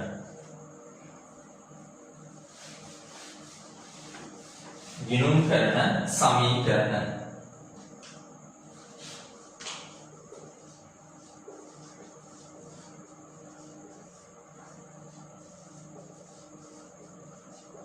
ගිණුම්කරණ සමීකරණ. හොඳයි. එහෙනම් අර ගිණුම්කරණ හැඳින්වීම කොටසේ ගිණුම්කරණ හැඳින්වීම කොටසේ ඔයා එකතු කරගත්තු දැනුමත් එක්ක තමයි ගිණුම්කරණ සමීකරණ වලට එන්න ඕන අපි. නම් අපි ගිණුම්කරණය කියන්නේ හැමදාම දැනුම එකතු කරගෙන අලුත් දේවල් හොයාගෙන තමයි අපි ගිණුම්කරණය ඉස්සරහට යන්න ඕන. අලුත් දේවල් අලුත් ගණිතම අපිට ලැබෙන්න පුළුවන්. ඒ වලට අදාළ සිදු කරන accounting treatment එක ක්‍රමවේදය වෙනස් වෙන්න පුළුවන්. ඒතරේ හැමදේම එකතු කරගෙන අපේ දැනුමත් එක්ක තමයි ඉදිරියට යන්න ඕන. හොඳයි. එහෙනම් අපි පටන් ගමු ගිණුම්කරණ සමීකරණ. වගේ නිබන්ධනයේ දෙවනි පාඩම විදියට දක්වලා තියෙනවා. මොකක්ද දරුවනේ සමීකරණයක් කියන්නේ? මොකද්ද සමීකරණයක් කියන්නේ? දැන් 6 වසරක 7 වසර ගණිතය ඉගෙන ගද්දී අපිට සමීකරණය කියන එක උගන්වනවා. මොකද්ද සමීකරණයක් කියන්නේ? ස්වායත්ත විචල්‍යයන්ගේ හා පරායත්ත විචල්‍යයන් අතර පවතිනා වූ සම්බන්ධතාවය පෙන්වුම් කරන ලබන බීජීය ප්‍රකාශනයක් අපි කියනවා සමීකරණයක් කියලා. ස්වායත්ත විචල්‍යයන්ගේ හා පරායත්ත විචල්‍යයන් අතර පවතිනා වූ සම්බන්ධතාවය පෙන්වුම් කරන ලබන බීජීය ප්‍රකාශනයක්. ඒ සමීකරණ නිර්වචනය එහෙම කියලා අපි හොයාගෙන යනවා ගිණුම්කරණ සමීකරණයේ නිර්වචනය. ගිණුම්කරණ සමීකරණය. මොකද්ද ගිණුම් කරන සමීකරණයක් කියන්නේ? ගිණුම් කරන සමීකරණය පෙන්වන්නේ දරුවනේ ව්‍යාපාර ආයතනයක් සතුව තියෙන මුළු සම්පත්තික ව්‍යාපාර ආයතනයක් සතුව තියෙන මුළු සම්පත්තික හා ඒ සම්පත්වල අයිතිය මේ සම්පත්තික කවුද දැම්මේ නැත්නම් මේ සම්පත්වලට තියෙන අයිතිය අතර සම්බන්ධතාවය පෙන්වන්න කරන ලබන ප්‍රකාශනයක් තමයි ගිණුම් කරන සමීකරණයක් කියන්නේ. මේ සම්පත්තික දාලා තියෙන පුළුවන් අයිතිකරු දාලා තිබ්බොත් අපි ඒක කියනවා ප්‍රාග්ධනය කියලා. මේ සම්පත්වල අයිතිය බාහිර පාර්ශවයට තියෙන්න පුළුවන්. එහෙම වුණොත් ඒක අපි කියනවා වගකීම් කියලා. එහෙනම් හොඳට බලන්න. සමීකරණය යන කිසියම් සාධක කීපයක් අතර පවත්නා වූ ශ්‍රිතීක සම්බන්ධතාවය එහෙම නැත්නම් ස්වයං විචලන හා පරායන විචලන අතර පවතිනා වූ සම්බන්ධතාවය. ව්‍යාපාරයේ සතු මුළු ආර්ථික සම්පත් ප්‍රමාණය ඒවා යෙදවූ පාර්ශ්වයන් අතර පවතිනා වූ සම්බන්ධතාවය ගිණුම් කරන සමීකරණය මගින් පෙන්වුම් කරයි. අන්න ඔය හයිලයිට් කරගන්න ඒ ටික ව්‍යාපාරයේ සතු මුළු ආර්ථික සම්පත් ප්‍රමාණය ඒවා යෙදවූ පාර්ශ්වයන් අතර පවතිනා වූ සම්බන්ධතාවය ගිණුම් කරන සමීකරණය මගින් පෙන්වුම් කරයි. මේ අනුව මූලික ගිණුම් කරන සමීකරණය වන්නේ. එහෙනම් පළවෙනි ගිණුම් කරන සමීකරණය නැත්නම් පළවෙනි නෙමෙයි මූලික ගිණුම් කරන සමීකරණය වෙන්නේ වත්කම් සමානයි හිමිකම් අනුනම් පිට වගකීම් කියන්නත් පුළුවන්. මෙයා තමයි කවුද? මූලික සමීකරණය. වත්කම් සමානයි හිමිකම්. මේ මූලික ගිණුම් කරන සමීකරණයෙන් අපි හදාගන්නවා පළවෙනි ගිණුම් කරන සමීකරණය. පළවෙනි ගිණුම් කරන සමීකරණයේදී වත්කම් සමානයි ව්‍යාපාරයේ ඇතුලේ අපිට මේ වත්කම් ටික යෙදවූ පාර්ශ්ව දෙකක් හඳුනා ගන්න පුළුවන්. මේ මම කතා කරේ වත්කම් වල අයිතිය දක්වන්න පුළුවන් පාර්ශ්ව දෙකක්. එකක් අයිතිකාරය වෙන්න පුළුවන්. එහෙනම් අයිතිකාරය යෙදවූ සම්පත් වල තියෙන අයිතියට අපි කියනවා ප්‍රාග්ධනය. ව්‍යාපාරයේ සතුව තියෙන බාහිර පාර්ශවයන් වලට අදාළ ව්‍යාපාරයේ සම්පත් වලට බාහිර පාර්ශවයන් දක්වන්නා වූ අයිතියට අපි කියන නැත්නම් ව්‍යාපාරයේ බාහිර පාර්ශව දක්වන බැඳීමට අපි කියනවා වගකීම් කියලා. එහෙනම් පළවෙනි ගිණුම් කරන සමීකරණයෙන් අපි කියනවා පුතේ වත්කම් සමානයි ප්‍රාග්ධනය ධන වගකීම්. බලන්න කොටු කරලා තියෙනවා මූලික ගිණුම් කරන සමීකරණය. ඒකට යටින් තියෙනවා ව්‍යාපාරයේ සතුව පවත්නා සම්පත් සරලව වත්කම් ලෙස හැඳින්වෙන අතර හිමිකම නැතහොත් සම්පත් යෙදවූ පාර්ශ්ව දෙකක් බෙදා වෙන් කළ හැකිය. අභ්‍යන්තර හිමිකම ප්‍රාග්ධනය ලෙසත් බාහිර හිමිකම වගකීම ලෙසත් දක්වන්න පුළුවන්. ඒ අනුව ගිණුම් කරන සමීකරණයෙන් තම පළවෙනි ගිණුම් කරන සමීකරණය අපිට පළවෙන් දක්වන්න පුළුවන් වත්කම් සමානයි ප්‍රාග්ධනය ධන වගකීම්.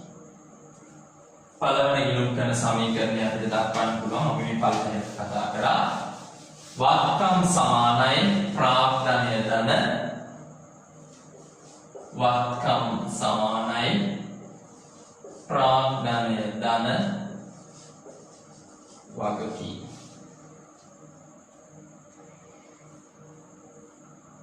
පළවෙනි අභ්‍යාසයක් එක්ක හිස්තැන් පුරවන්න. වත්කම් සමානයි ප්‍රාග්ධනය ධන වගකීම් කියලා තියෙනවා. හරි ලේසි කතාවක්. වත්කම් තියෙනවා ලක්ෂයක්, වගකීම් තියෙනවා 27500ක්. එහෙනම් ප්‍රාග්ධනය කීයද කියලා අහනවා. වත්කම් වෙන වගකීම් ප්‍රාග්ධනය ලැබෙනවා 70500යි. ප්‍රාග්ධනය 325000යි, වගකීම් 50000යි. එහෙනම් වත්කම් වල අහනවා. ප්‍රාග්ධනය ධන වගකීම් 325000 ධන 50000 කියන්නේ 375000යි. වත්කම් 525000ක් තියෙනවා. ප්‍රාග්ධනය 375000ක් තියෙනවා. අපේ වගකීම කොච්චරද කියලා නම් 525000 375000 කඩවුනහම වගකීම යනවා 150000ක් විදියට. අපිට අභ්‍යාසංක දෙක තියෙනවා. ඔබත් සමග මම අභ්‍යාසංක දෙක සකස් කරනවා. එහෙනම් මාත් එක්ක අභ්‍යාසංක දෙක සකස් කරන්න පටන් ගමු. අපේ සමීකරණය තමයි වත්කම් සමානයි ප්‍රාග්ධනය ධන වගකීම. වත්කම් සමානයි ප්‍රාග්ධනය ධන වගකීම. දරුවනේ ඕනෑම ගානක් හම්බුනොත් ඒ ගාන ඉස්සෙල්ලාම හොඳට කියවන්න. ඒ ගාන හොඳට කියවලා ඒ ගාන මතකේ තියාගෙන මොනවද එන්නේ කියලා මතක තියාගෙන ගාන හදන්න. හොඳට ගානක් කියවන්න. වගේ පේපර් එක උනත් විනාඩි 15කට කලින් ලබා දෙන්නේ ගාන කියන සම්පූර්ණ ප්‍රශ්න පත්‍රය හොඳින් කියවන්න. නම් මේ ගාන හොඳින් කියවලා අපි ගාන සකස් කරන්න පටන් ගමු. පළවෙනි කියන වාසනාන් ගණන විලුම් කර සමීකරණ බලපාන අයුරු පෙන්වන්න. පළවෙනි එක මුදලින් රුපියල් 9,50,000ක් යොදා ව්‍යාපාරයක් ආරම්භ කරන ලදී. 9,50,000ක් දාලා ව්‍යාපාරයක් ආරම්භ කළා. මොනවද ව්‍යාපාරයට ගලාගෙන ඉන්නේ? ව්‍යාපාරයට මුදල් නැමැති වත්කම ගලාගෙන යනවා. එහෙනම් ව්‍යාපාරයේ වත්කම් වැඩි වෙනවා 9,50,000යි. කවුද මේ දාන්නේ මේ 9,50,000 මුදල් කියන වත්කම? ඒක දාන්නේ අයිතිකාරයෝ. එහෙනම් ප්‍රාග්ධනය වැඩි වෙනවා 9,50,000යි. දෙවෙනි එක 1,50,000ක් වටිනා මෝටර රථයක්ද 1,75,000ක් වටිනා ගොඩනැගිල්ලක්ද මිලදී ගන්න ගණන් දෙකක් තියෙනවා. පළවෙනි එක තමයි 1,50,000ක් වටිනා මෝටර රථයක් මිලදී කියන්නේ. මොනවද ව්‍යාපාරෙ ලැබෙන්නේ? මෝටර රථ කියන වත්කම ලැබෙනවා 1,50,000යි. මොනවද ව්‍යාපාරයෙන් එළියට යන්නේ? මුදල් කියන වත්කම ව්‍යාපාරයෙන් එළියට ගලාගෙන යනවා. එහෙනම් මුදල් කියන වත්කම අපිට අඩු වෙනවා. 1,75,000ක් වටිනා ගොඩනැගිල්ලක් ගත්තා. පෙරපරිදිමයි. ව්‍යාපාර මොනවද ලැබෙන්නේ? ගොඩනැගිලි කියන වත්කම ලැබෙනවා. මොනවද ව්‍යාපාරයෙන් එළියට යන්නේ? මුදල් කියන වත්කම ව්‍යාපාරයෙන් එළියට ගලාගෙන යනවා. රුපියල් 50,000ක් යොදා ජංගම ගිණුමක් ආරම්භ කරන ලදී. ඒ පෙරපරිදිමයි. ව්‍යාපාරයට ජංගම ගිණුම් නැමැති වත්කමක් ලැබෙනවා. නැත්නම් බැංකු කියලා වත්කමක් ලැබෙනවා. ඒකම ව්‍යාපාරයේ මුදල් කියන වත්කම අඩු වෙනවා. නැවත විකිණීමේ අරමුණෙන් රුපියල් 65,000ක් වටිනා භාණ්ඩ අපිට මුදලට ගන්නා ලදී. නැවත විකිණීමේ පරමාර්ථයෙන් ගත්තා නම් ওই භාණ්ඩ ටික එන්නේ අපේ තොගයට. එහෙනම් ව්‍යාපාරයට තොග කියලා වත්කමක් එනවා. ව්‍යාපාරයට තොග කියලා වත්කමක් ලැබෙනවා. ඒකම ව්‍යාපාරයේ තියෙන මුදල් එළියට ගලාගෙන යනවා. එහෙනම් මුදල් කියන වත්කම අඩු වෙනවා. නැවත විකිණීමේ අරමුණෙන් රුපියල් 25,000ක් වටිනා භාණ්ඩ ණයට ගන්නා ලදී. ව්‍යාපාරයෙන් ලැබෙන්නේ තොග කියන වත්කම ලැබෙනවා 25,000යි. මේක ගන්නෙ සල්ලි වලටද? නැහැ. ණයට ගන්නෙ. ණයට ගන්නවා නම් අපිට ඇති වෙනවා වගකීමක්. එයි අපි මේ ණයට ගත්ත ටික ගෙවන්න ඕන. අපිට හරියට මේ ණය හිමියෙක් ඇති වෙනවා. එහෙනම් වගකීම් වැඩි වෙනවා 25යි. රුපියල් 20,000ක පිළිවෙල වූ භාණ්ඩ 27,500ක මුදලකට අපිට මුදලකට විකුණන ලදී. 20,000ක් පිළිවෙල වෙච්ච භාණ්ඩ 27,500ක අපිට මුදලට විකුණනවා. එහෙනම් 20,000 භාණ්ඩ. එහෙනම් අපේ ව්‍යාපාරේ මොනවද ඉස්සෙල්ලාම එළියට යන්නේ? රුපියල් 20,000ක තොග එළියට ගලාගෙන යනවා. මොනවද අපිට හම්බ වෙන්නේ? රුපියල් 27,500ක මුදල් නැමැති වත්කම අපිට ලැබෙනවා. එහෙනම් 20,000 පිළිවෙල වෙච්ච භාණ්ඩ අපි වික්කා 27,500ද. 20,000ක විකුණන්නේ 27,500. කීයක් ලාභද? 7,500ක් ලාභයි. ලාභය එකතු කරනවා ප්‍රාග්ධනයට. 18,000ක පිළිවෙල භාණ්ඩ 21,000කට විකුණන ලදී. මොනවද ව්‍යාපාරයෙන් එළියට යන්නේ? තොග කියන වත්කම එළියට යනවා. දැන් මුදලට විකුණන්නේ නෑ ණයට විකුණන්නේ. ණයට විකුණනකොට අපිට ඇති වෙන්නේ කාමද? ණය ගැති. එහෙනම් ණය ගැති කියන්නේ අපිට වත්කම. ණය ගැති වත්කම ඇති වෙනවා කීයක්ද? 21යි. 21000යි. මම ගාන හදන්නේ දහස් වලින්. එතකොට 21000ක ණය ගැති නැත්නම් ණය ගැති වත්කමක් ඇති වෙනවා. 18 නැත්නම් 18000ක් වටිනා භාණ්ඩ අපි විකුණනවා 21000ට. 18000ක් වටිනා භාණ්ඩ අපි විකුණනවා 21000ට. කීයක් ලාභද? 3000ක් ලාභයි. ලාභය ප්‍රාප්තණය. රුපියල් 5000ක් සේවකයන්ට වැටුප් ගෙවා දැමීම. මොනවද ව්‍යාපාරයෙන් එළියට යන්නේ? මුදල් කියන වත්කම ව්‍යාපාරයෙන් එළියට යනවා. මේක වියදම. එහෙනම් වියදම් ගැලපීම, ලාභ ගැලපීම සියල්ලම ප්‍රාප්තණයට. ණයහිමියන්ට රුපියල් 15000ක මුදලක් ගෙවීය. එහෙනම් ව්‍යාපාරයෙන් මොනවද පුතේ ඉස්සෙල්ලාම එළියට යන්නේ? ව්‍යාපාරයේ මුදල් නැමැති වත්කම එළියට ගලාගෙන යනවා 15යි. මේක කාටද ගෙවන්නේ? මේක ගෙවන්නේ අපි ණයහිමියන්ට. එහෙනම් වගකීමට අපි ගෙවන්නේ. වගකීමේ ප්‍රමාණය 15කින් අඩු වෙන්න ඕන. ඊළඟට තියෙනවා පුතේ ණය ගැතියන්ගෙන් 18000ක මුදලක් ලැබීය. මොනවද ව්‍යාපාරයට එන්නේ? මුදල් නැමැති වත්කම එනවා 18යි. මොනවද අඩු වෙන්නේ? ණය ගැති කියන වත්කම අඩු වෙනවා 18යි. එහෙනම් හරි ලේසි. අපි බලන්න ඕන මොනවද ව්‍යාපාරයට එන්නේ මොනවද ව්‍යාපාරයෙන් යන්නේ. ඒක වත්කමද ප්‍රාර්ථනයක්ද වක්කීම. හැබැයි හැම වෙලේම මේ සමාන ලකුණින් දෙපැත්ත සමාන වෙන්න ඕන. එයි මේක තියෙන්නේ වත්කම් සමානයි ප්‍රාර්ථනයද වගකීම. හැම ගනුදෙනුවක් අවසානයේම මේ දෙපැත්ත සමාන වෙන්න ඕන. අපි අවසානයේ මේක එකතු කරලා බලමු. අවසානයේ එකතු කරලා බලමු. අවසානයේ මේක එකතු කරාම අපිට හම්බ වෙනවා වත්කම් වල සම්පූර්ණ එකතුව 965.5. ප්‍රාර්ථනය අපි එකතු කරාම අපිට එනවා 955.5. වගකීම් ටික අපිට එකතු කරාම එනවා 10යි. එහෙනම් මෙන්න වත්කම් වල එකතුව 965.5යි.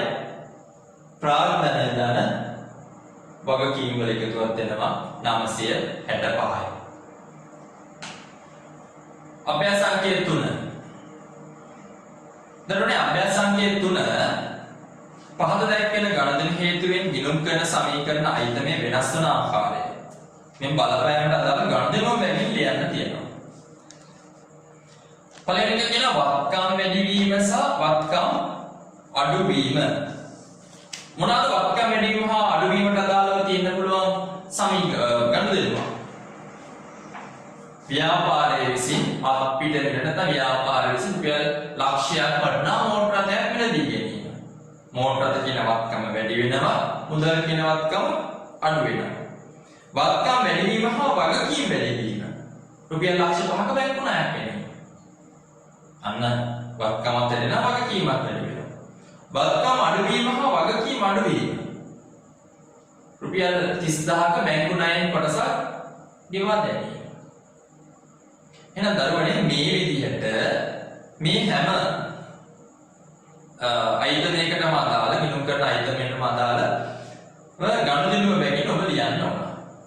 මේ ලිය හැම අයිතමයකට අදාළම ගණුදෙනුව බැගින් ලියලා අපේ ඔබ හා අපි සම්බන්ධ වෙන අපේ ගෲප් එකට WhatsApp ගෲප් එකට මේ ලියපු ගණුදෙනුව වල උත්තර ටික ලබා දෙන්න. මම ඒ හැම උත්තරයක්ම හරිද නැද්ද කියන එක බලලා නැවත ඔබට දැනුම් දීමක් කරනවා. නම් ඔබ විසින් ඔබට උන්න ගෙදර වැඩක් තියෙනවා. මේකේ හැම එකකම අදාළව ගණුදෙනුව බැගින් ලියලා අපේ ගෲප් එකට අප්ලෝඩ් කරලා දෙන්න මම බලනවා. හොඳයි. අපි යනවා ඒකම අභ්‍යාසංක 4ට. දරුවනේ අභ්‍යාසංක 4 ගොඩක් වෙනස් කතාවක් තියෙනවා. ඒ වෙනස් කතාවක් මෙතනින්ම කතා කරගමු. ඒ තමයි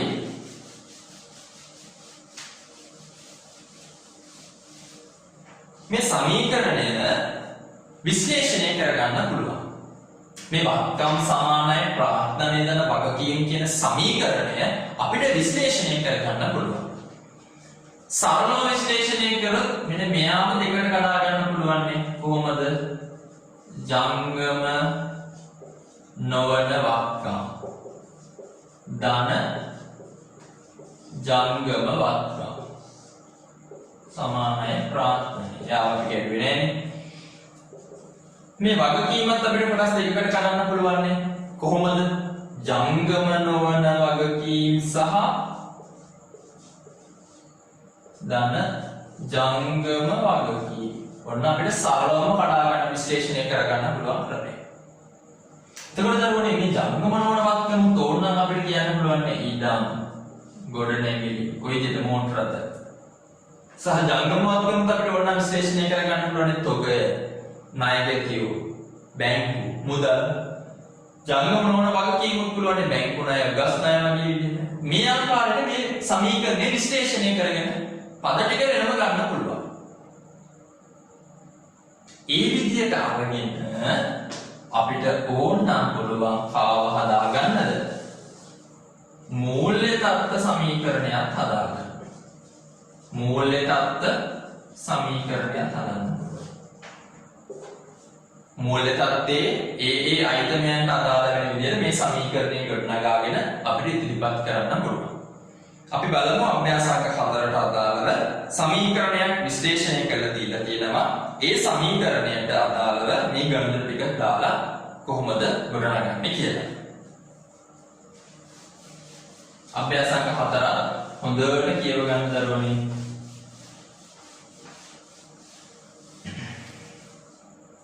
අපි බලමු අභ්‍යාස අංක 4. අපිට දීලා තියෙන සමීකරණය ජංගම නොවන වක්කම් ධන බඩු තොගය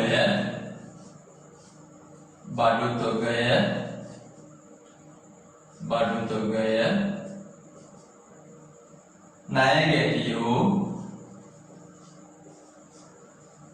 ධන ඉදිරියට කළ ගෙවීම්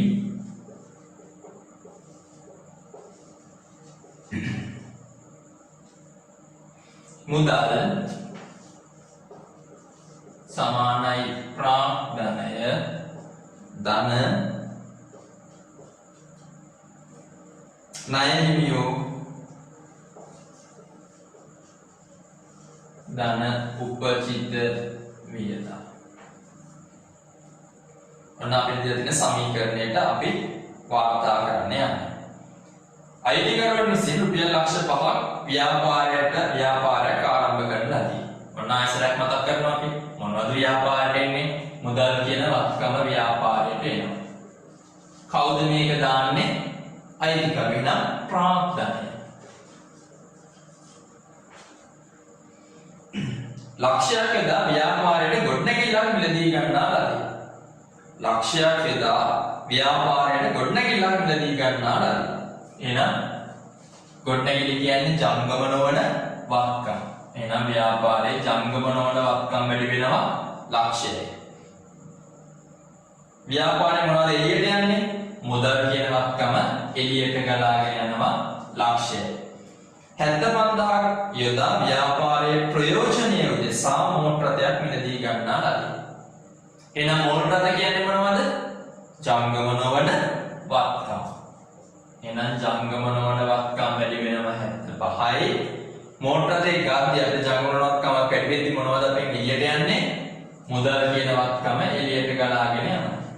එහෙනම් මුදල් වත්කම අඩු වෙනවා. විකිණීම උදෙසා 25000ක භාණ්ඩ තොගයක් මිලට ගැනීම. විකිණීම උදෙසා ගත්තා නම් අපේ මොනවද වැඩි වෙන්නේ? බඩු තොගය වැඩි වෙනවා 25යි. දැන් තොග කියන වත්කම වැඩි වෙනවා 25යි. මොනවද ව්‍යාපාරයෙන් එළියට යන්නේ? මුදල් කියන වත්කම ව්‍යාපාරයෙන් එළියට යනවා. විකිණීම් උදෙසා 12500ක භාණ්ඩ තොගයක් ණයට මිලදී ගැනීම. මොනවද අපිට ලැබෙන්නේ? තොග කියන වත්කම ලැබෙනවා 12500යි. මේක මුදලටද ගන්නෙ? නෑ ණයට. ණයට ගත්තා නම් අපිට ඇති වෙනවා වගකීම. වගකීම යටතේ අපිට ඉන්නවා ණය හිමියේ. එහෙනම් ණය හිමි වැඩි වෙනවා 12500යි. රුපියල් 6000ක සේවක වැටුප් ගෙවීම. මොනවද එළියට ගලාගෙන යන්නේ? මුදල් එළියට ගලාගෙන යනවා 6යි. වියදම් සටහන් කරන්නේ කාටද? ප්‍රාග්ධනයට. නම් ප්‍රාග්ධනය අඩු වෙනවා 6යි. 3500ක ගෙවල් කුලී ගෙවීම. පෙර පරිදිමයි මුදල් අඩු වෙනවා 3500යි. ප්‍රාග්ධනය අඩු වෙනවා 3500යි. 1500ක විදුලි බිලක් තවමත් ගෙවා නොමැති අතර ඒ මැයි මාසයේ ගෙවීමට නියමිතයි. මේ මාසයට අදාළ විදුලි බිලක් මේ මාසයේදී අපි ඉන්න අප්‍රේල් මාසයේදීම ගෙවලා නැහැ. එහෙනම් අප්‍රේල් මාසයට අදාළ බිල අප්‍රේල් මාසයේ ගෙවලා නැත්තම් අපි කියන එක උපචිත විදුලි බිලක් කියලා. උපචිත වියදම. එහෙනම් වියදම් අපි සාමාන්‍යයෙන් සටහන් කරේ ප්‍රාග්ධනයට. එහෙනම් ප්‍රාග්ධනයෙන් අඩු වෙනවා 1500යි. මේක තාම ගෙවලා නැහැ. එහෙනම් මේක උපචිත වියදම වගකීම. උපචිත වියදම් කියන වගකීම වැඩි වෙනවා 1500යි. 1750ක රක්ෂණ ගාස්තු ගෙවූ අතර ඉන් 250ක් මේ මාසයට අදාළ වේ. එහෙනම් අපි අප්‍රේල් මාසයේදී 1750ක රක්ෂණ වියදමක් ගෙවනවා. ගෙවනවා කියන්නේ අපේ ව්‍යාපාරයේ මුදල් එළියට ගලාගෙන යනවා. කීයක්ද? 1750යි. හැබැයි මේකෙන් වියදම කීයද? 250ක් මේ මාසයට නම් අප්‍රේල් මාසයේ වියදම කීයද? අපි 1750ක් අප්‍රේල් මාසෙදි ගෙවනවා. හැබැයි අප්‍රේල් මාසෙට 1750ක් ගෙවුවට මේ මාසෙට 250ක් එකින් අදාළයි. එහෙනම් අප්‍රේල් මාසෙට අදාළ වියදම කීයද? 1500යි. කොච්චරක් වැඩිපුර ගෙවලාද? 250ක් වැඩිපුර ගෙවුවා. එහෙනම් ඒක වත්කම ඉදිරියට කළ ගෙවීම. ඒක වත්කම ඉදිරියට කළ ගෙවීම.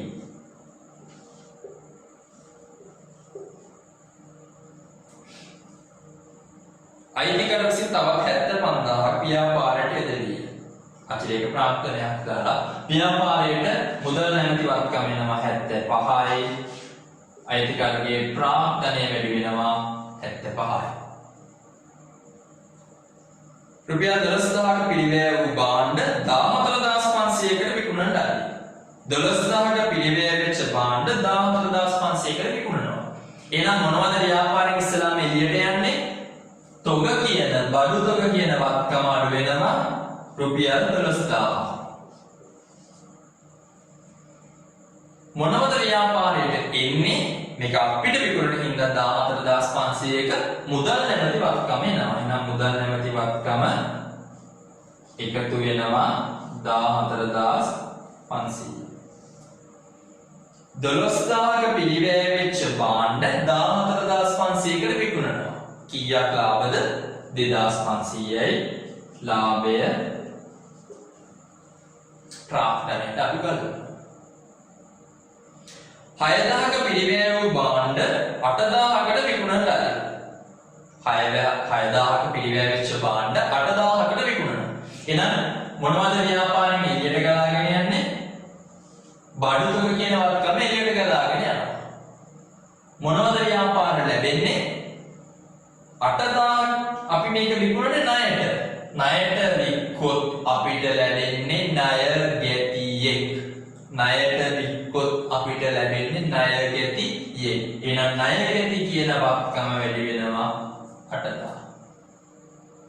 6000ක පිළිවැය වෙච්ච භාණ්ඩ අපි විකුණන්නේ 8000කට. එහෙනම් කොච්චරක් ලාභද? 2000ක් ලාභයි. ඔන්න අපි ගණන්දර ටික සියල්ලම විශ්ලේෂණාත්මක සමීකරණයක වාර්තා කරා. විශ්ලේෂණාත්මක සමීකරණයත් ඔබ විසින් මොනා කරන්න ඕනද? පල්ලෙහාට එකතු කරලා බලන්න ඕන. වත්කම් ටික සහ ප්‍රාග්ධන දෙන වගකීම් වලට මේ සමාන වෙනවද කියලා. අපි බලමු. එහෙනම් ජංගම වත්කම් තියෙනවා 175යි. බඩුතක තියෙනවා 19.5යි. ණය ගැටියෝ ඉන්නවා 8යි. ඉදිරියට කළ ගෙවීම් තියෙනවා 250යි. සහ මුදල් තියෙනවා 378.25යි. 378.25යි. ප්‍රාග්ධනයට දෙනවා 567යි. ණය හිමියෝ 10.5යි සහ උපචිත වියදම් 1.5යි. සියල්ලම එකතුව එනවා 581. මෙන්න දෙපැත්ත සමානයි. හොඳයි. ඔය අපි කතා කරේ විශ්ලේෂණාත්මක සමීකරණය පිළිබඳව. මේ විශ්ලේෂණාත්මක සමීකරණය භාවිතා කළාම අපිට පුළුවන් කාගාවට යන්නද? සරලම නැත්නම් මූල්‍ය තත්ත්ව ප්‍රකාශනයකට අදාළව මූල්‍ය තත්ත්ව ප්‍රකාශනයක් ගොඩනගන්න පුළුවන් මේ සමීකරණයේ තියෙන තොරතුරු භාවිතා කළා. එනවා වගේ නිබන්ධනයේ තියෙන ළඟට කතා කළා සරල මූල්‍ය තත්ත්ව ප්‍රකාශයක් පිළියෙල කිරීම කියන කොටස. අපි බලමු. මූල්‍ය තත්ත්ව ප්‍රකාශනයක් කියන්නේ යම් නිශ්චිත දිනකට ව්‍යාපාරයේ සතු වත්කම් හා වගකීම් එවත් ව්‍යාපාරයේ මූල්‍ය තත්ත්වය නිරූපණය කරන ලබන මූල්‍ය ප්‍රකාශනයකි. යම් නිශ්චිත දිනකට ව්‍යාපාරයේ සතු වත්කම් හා වගකීම් එවත් ව්‍යාපාරයේ මූල්‍ය තත්ත්වය නිරූපණය කරන ලබන මූල්‍ය ප්‍රකාශනයකි. මූල්‍ය තත්ත්ව ප්‍රකාශයේ එක් කොටසක වත්කම් නිරූපණය වන අතර වගකීම අනෙක් කොටස නිරූපණය කෙරේ. මෙම ගණිතමය සම්බන්ධතාවය සමීකරණ වශයෙන් ප්‍රකාශ කළ විට ඒ දිනුම් කරන සමීකරණය හෙවත් ශේෂ පත්‍ර නැත්නම් මූල්‍ය තත්ත්ව ප්‍රකාශන සමීකරණය ලෙස හැඳින්වේ. ඒ ලෙවල් වලට දිනුම් කරණය හදාරන සහ සිසුන්ට මේ ආකෘතිය මතක ඇති සහ සියලු දෙනාටම මතක තබා ගැනීම නිසා මේ සරල මූල්‍ය තත්ත්ව ප්‍රකාශනීය ආකෘතිය හොඳට බලන්න.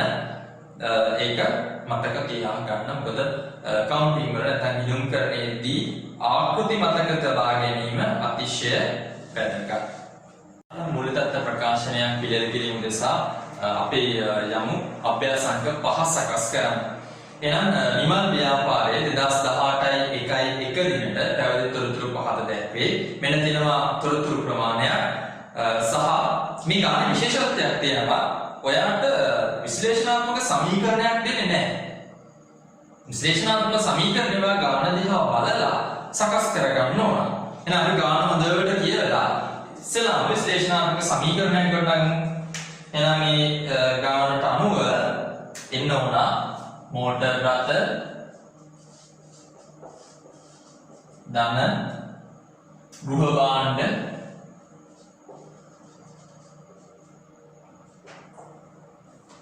ධන කීර්ති නාමය ධන තොගය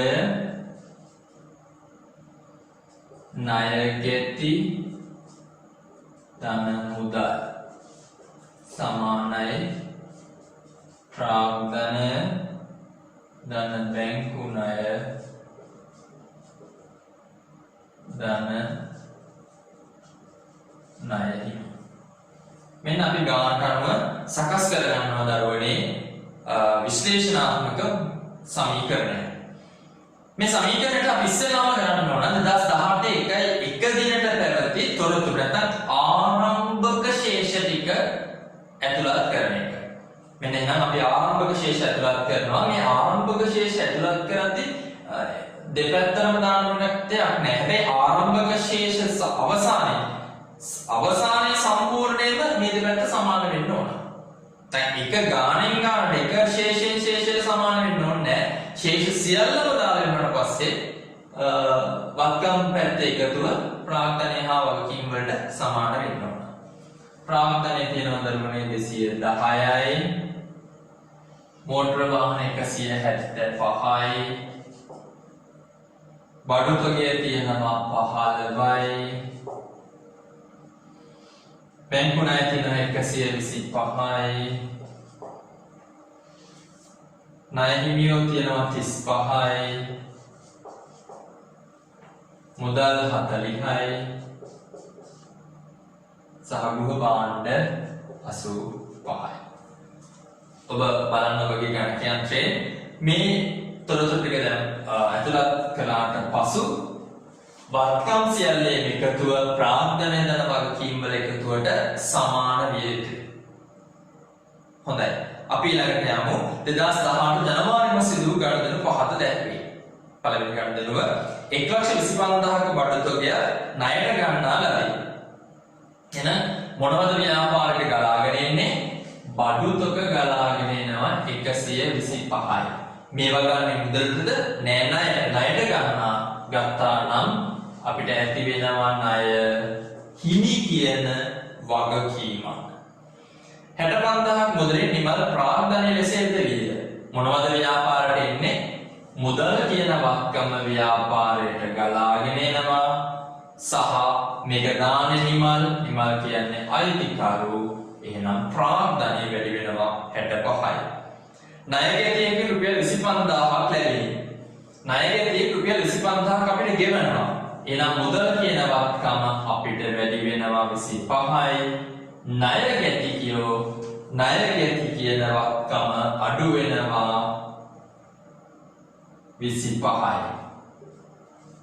ආරම්භක ශේෂෙත් ණයගැති කියන ශේෂයක් තියෙනවා දරුවනේ. මම ඇතුළත් කරලා නැහැ.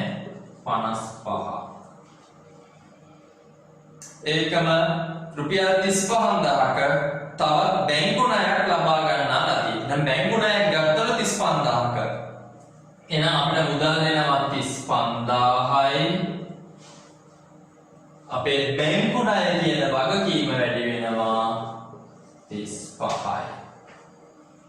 රුපියල් 20000ක බැංකු ණය ගෙවන ලදී. ඔන්න 20000ක් බැංකු ණය කොටසක් ගෙවුවා. මොනවද අපෙන් එළියට යන්නේ? මුදල් කියන වත්කම එළියට යනවා.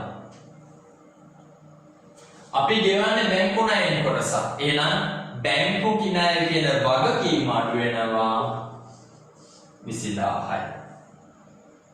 ණය හිමියන්ට 40000ක් ගෙවලා තියෙනවා. ආයෙසර ණය හිමියන්ට 40000ක් ගෙවනවා. වගකීමේ කොටසක් ගෙවනවා. එහෙනම් අපේ එළියට යනවා මුදල් කියන වත්කම අඩු වෙනවා. ඒකම ණය හිමි කියන වගකීම අඩු වෙනවා.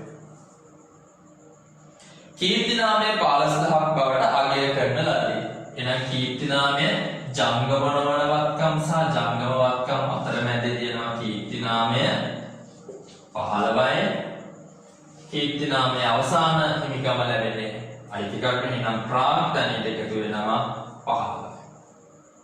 එහෙනම් මේ සියල්ලේම එකතු කරන ඔබ ගණිතයන්සේ භාවිතා කරලා එකතු කරන්න පුළුවන් ඔබට විභාගයේ එය සිදු කළ හැකි.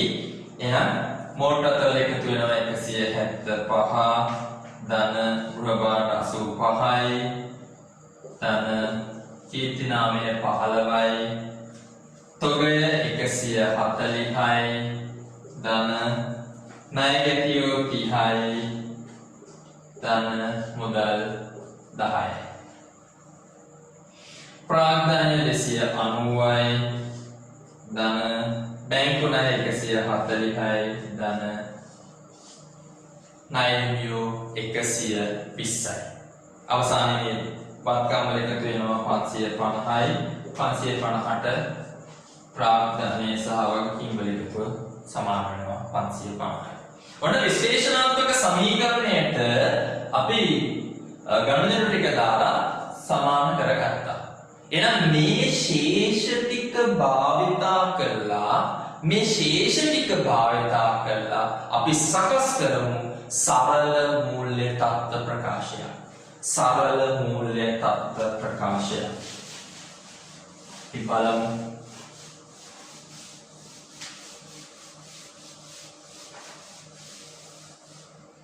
කියන්නේ සරල මූල තත්ත්ව ප්‍රකාශය.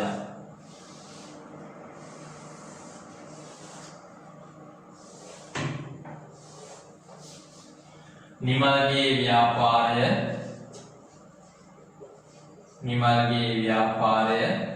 2018යි ජනවාරි 31 දිනට මූල්‍ය තත්ත්ව ප්‍රකාශය. මූල්‍ය තත්ත්ව ප්‍රකාශනයක ආකෘතිය කාඩ හෝ අමතක වෙනවා නම් ඔබට නිබන්ධනයේ ඊට පෙර පිටුවේ තියෙන සරල මූල්‍ය තත්ත්ව ප්‍රකාශනයක ආකෘතිය එය බලාගෙන ඇඳත් කමක් නැහැ. හැබැයි මේ මූල්‍ය තත්ත්ව ප්‍රකාශන සියල්ලම ආකෘතිය මම පෙර කිව්ව පරිදි මතක තියාගත යුතුයි. නම් උඩින්ම තියෙනවා අපිට ජංගම නොවන වත්කම්.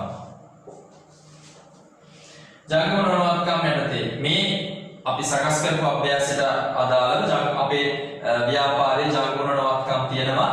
එකක් මෝටර් රථ, අනිත් එක ගෘහ භාණ්ඩ. මෝටර තියෙනවා 175යි, ගෘහ භාණ්ඩ තියෙනවා 85යි. 260යි. ජංගම වත්කම් ජංගම නොවන වත්කම් හා ජංගම වත්කම් අතර මැද්දේ අපි සටහන් කරනවා කීර්ති නාමය 15යි. ජංගම වත්කම් යටතේ නවත් උගය, ණය ගැටියෝ සහ මුදල්. මේ ව්‍යාපාරයට අනුවයි අපි නිමල් ව්‍යාපාරයට අනුවයි මේ සකස් කරන්නේ. එහෙනම් නිමල් ව්‍යාපාරයේ තොග තියෙනවා 140යි, ණය ගැටි ඉන්නවා 30යි සහ මුදල් 10යි. සියල්ලම එකතුව 180යි. අපි නව ප්‍රාග්ධන හා වගකීම් කොටසට යටතේ ප්‍රාග්ධනය අපිට එකතු ආව ප්‍රාග්ධනයේ සමීකරණ විශ්ලේෂණය කරාම ප්‍රාග්ධන එකතු ආව 290යි. ඒකම ජංගම නොවන වගකීම් මොනවද තිබ්බේ අපේ නිමල්ගේ ව්‍යාපාරයේ ජංගම නොවන වගකීම්? බැංකු ණය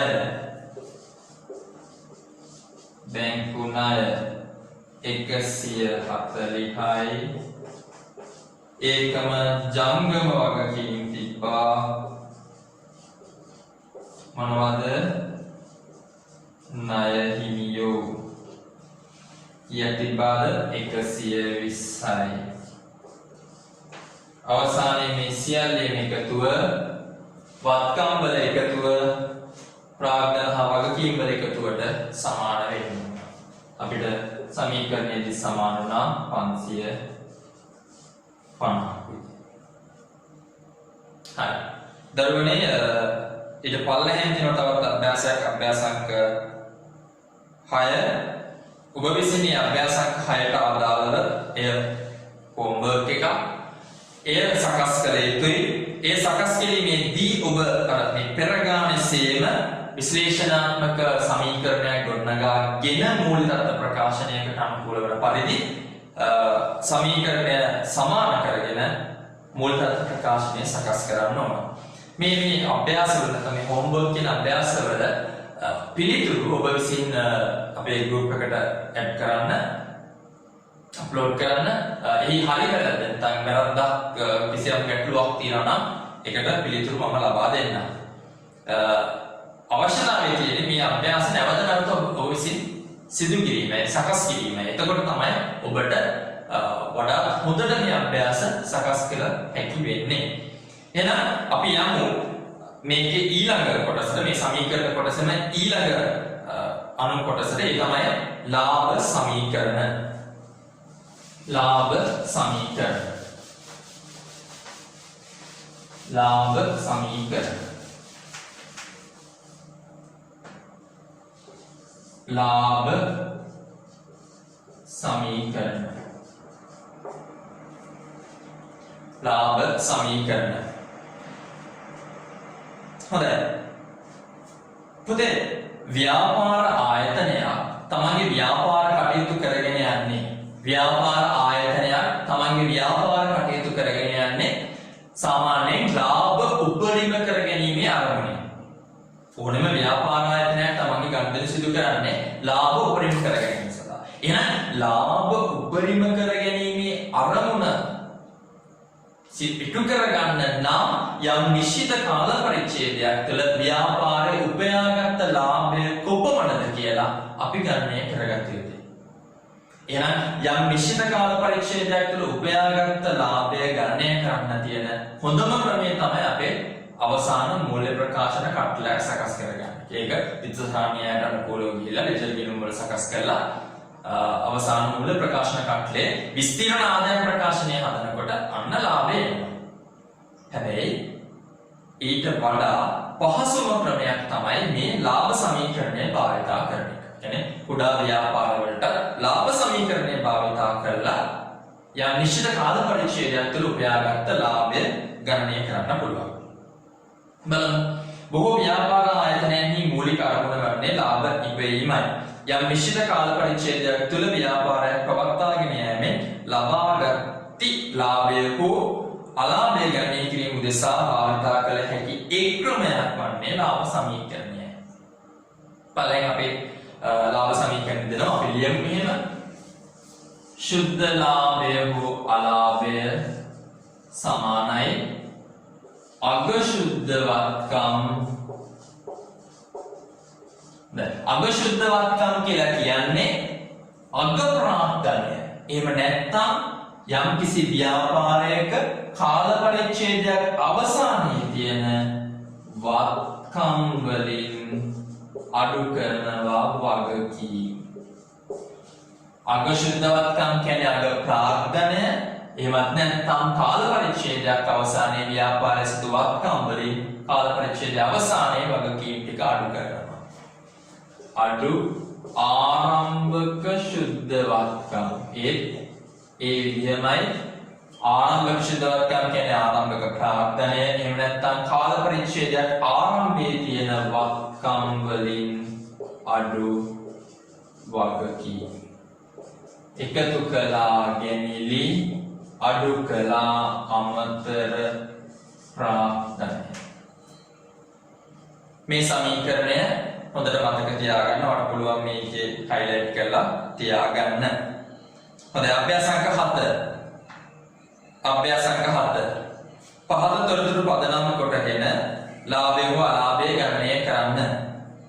මේකේ 2018 1 දිනට ආරම්භක වත්කම් තියෙනවා, ආරම්භක වගකීම් තියෙනවා, අවසාන වත්කම් තියෙනවා, අවසාන වගකීම් තියෙනවා.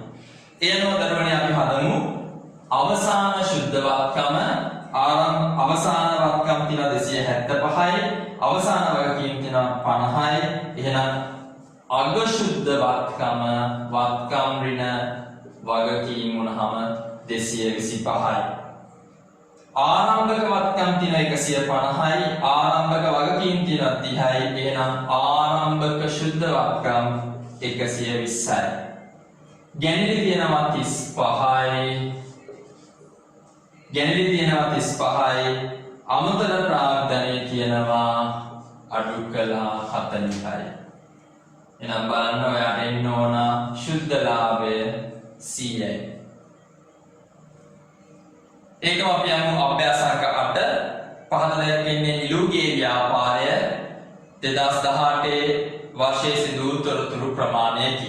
මේක ගොඩක් වෙනස් විදිහක්. ඒ කියන්නේ ගානේ ආරම්භයට අදාළ වත්කම් ටික එකතු කරලා නැහැ. වෙන වෙනම අයිටම් විදිහට වත්කම් ටික තියෙනවා. වගකීම තියෙනවා. අවසානයේ වත්කම් ටික වෙන වෙනම තියෙනවා. වගකීම තියෙනවා. ඔබ කල යුත්තේ වත්කම් අයිටම් ටික එකතු කරගෙන එයාගෙන් වගකීම අඩු කරගන්න. එහෙනම් අපි බලන්න දරුවනේ ගොඩනැගිලි යන්ත්‍ර තොගය ණයගැතියෝ මුදල් ඒ සියල්ල එකතුව අපි කියන වත්කම්, ණය හිමියෝ කියන්නේ වගකීමක්. එහෙනම් අග වත්කම් තියෙනවා 150 දන 70 දන 85 ධන 58 ධන 85 එකකින් අඩු වෙන්න ඕන ණය හිමියෝ 55. එතකොට අපිට එනවා අග ශුද්ධ වත්කම 393යි ආරම්භක ශුද්ධ වත්කම් ගොඩනැගිලි යන්ත්‍ර තොගය ණය ගෙතිය උදල් සියල්ල එකතුවෙන් ආරම්භයේ තියෙන ණය හිමියෝ අඩු කරාම අපිට එනවා 245යි. ඒකම ගැනිලි වර්ෂයේ නිලු විසින් ගැනිලි කරලා තියෙනවා 45ක් එකතු කළා ගැනිලි 45යි අමතර ප්‍රාග්ධනය තියෙනවා 75යි අඩු කළා. එනම් බලන්න 393යි අග ශුද්ධවත්කම කොහොමද හිව්වේ කාල පරිච්ඡේදය අවසානයේ මුළු වත්කම් වලින් මුළු වගකීම අඩු කළා 393යි ආරම්භක වත්කම් සියල්ල එකතුවෙන් ආරම්භක වගකීම අඩු කරාම ආරම්භක ශුද්ධ වත්කම 245යි ගැනිලි 45ක් එකතු කරා සහ අඩු කරා ශුද්ධ අමතර ප්‍රාග්ධනය 75. එහෙනම් ඔබ විසින් සකස් කරන්න පුළුවන් ඔබගේ ගණකයන්ත්‍ර භාවිතා කළ මෙහි පිළිතුර. හොඳයි එහෙනම් දරුවනේ අද දවසේ අපි කතා කරා ගිණුම්කරණයේ හැඳින්වීම සහ ගිණුම්කරණ සමීකරණ කියන පාඩම් දෙක. ඒතර ගිණුම්කරණයේ හැඳින්වීම පාඩමට අදාළව අපි සංරචක ප්‍රමාණය නැත්නම් ගිණුම්කරණය කියන්නේ මොකක්ද සහ ගුණාත්මක ලක්ෂණ ඇල්මක් දක්වන පාර්ශව ඒ සියල්ලම කතා කරා. සහ ගිණුම්කරණ සමීකරණයකට අදාළව පළවෙනි ගිණුම්කරණ සමීකරණය වාර්තා කිරීම හා විශ්ලේෂණාත්මක ගිණුම්කරණ සමීකරණය පිළිබඳව සරල මූලික ප්‍රකාශන පිළිවෙල කිරීමත් ලාභ සමීකරණ පිළිබඳව අපි කතා කරා. එසේනම් මේ වැඩසටහන මෙතනින් නිමා වෙනවා. ඒටිය පළවෙනි අධීර උදෙසා නව වැඩසටහනකින් අපි නැවත හමු යමු. ඒ සමග ඔබට මතක් කරන්න ඕන මේ කරපු පාඩම් දෙකට අදාළව ආසන්නම විභාග ප්‍රශ්න පත්‍ර පහක් හොයාගෙන මේ පාඩම් දෙකට අදාළව තියෙන ප්‍රශ්න වෙන වෙනම ඔබ විසින් සකස් කරන්න. හැම ප්‍රශ්න පත්‍රයකම තියෙන්න පුළුවන් මේ පාඩම් දෙකට අදාළ විභාග ප්‍රශ්න. ඒ සියල්ලම ඔබ විසින් නැවත සකස් කරන්න. එතකොට ඔබට විශිෂ්ට ප්‍රතිඵලයක් දක්වා ගමන් කරන්න පුළුවන්. එහෙනම් ඔබ සැමට සුබ දවසක්. නැවත හමු වෙමු.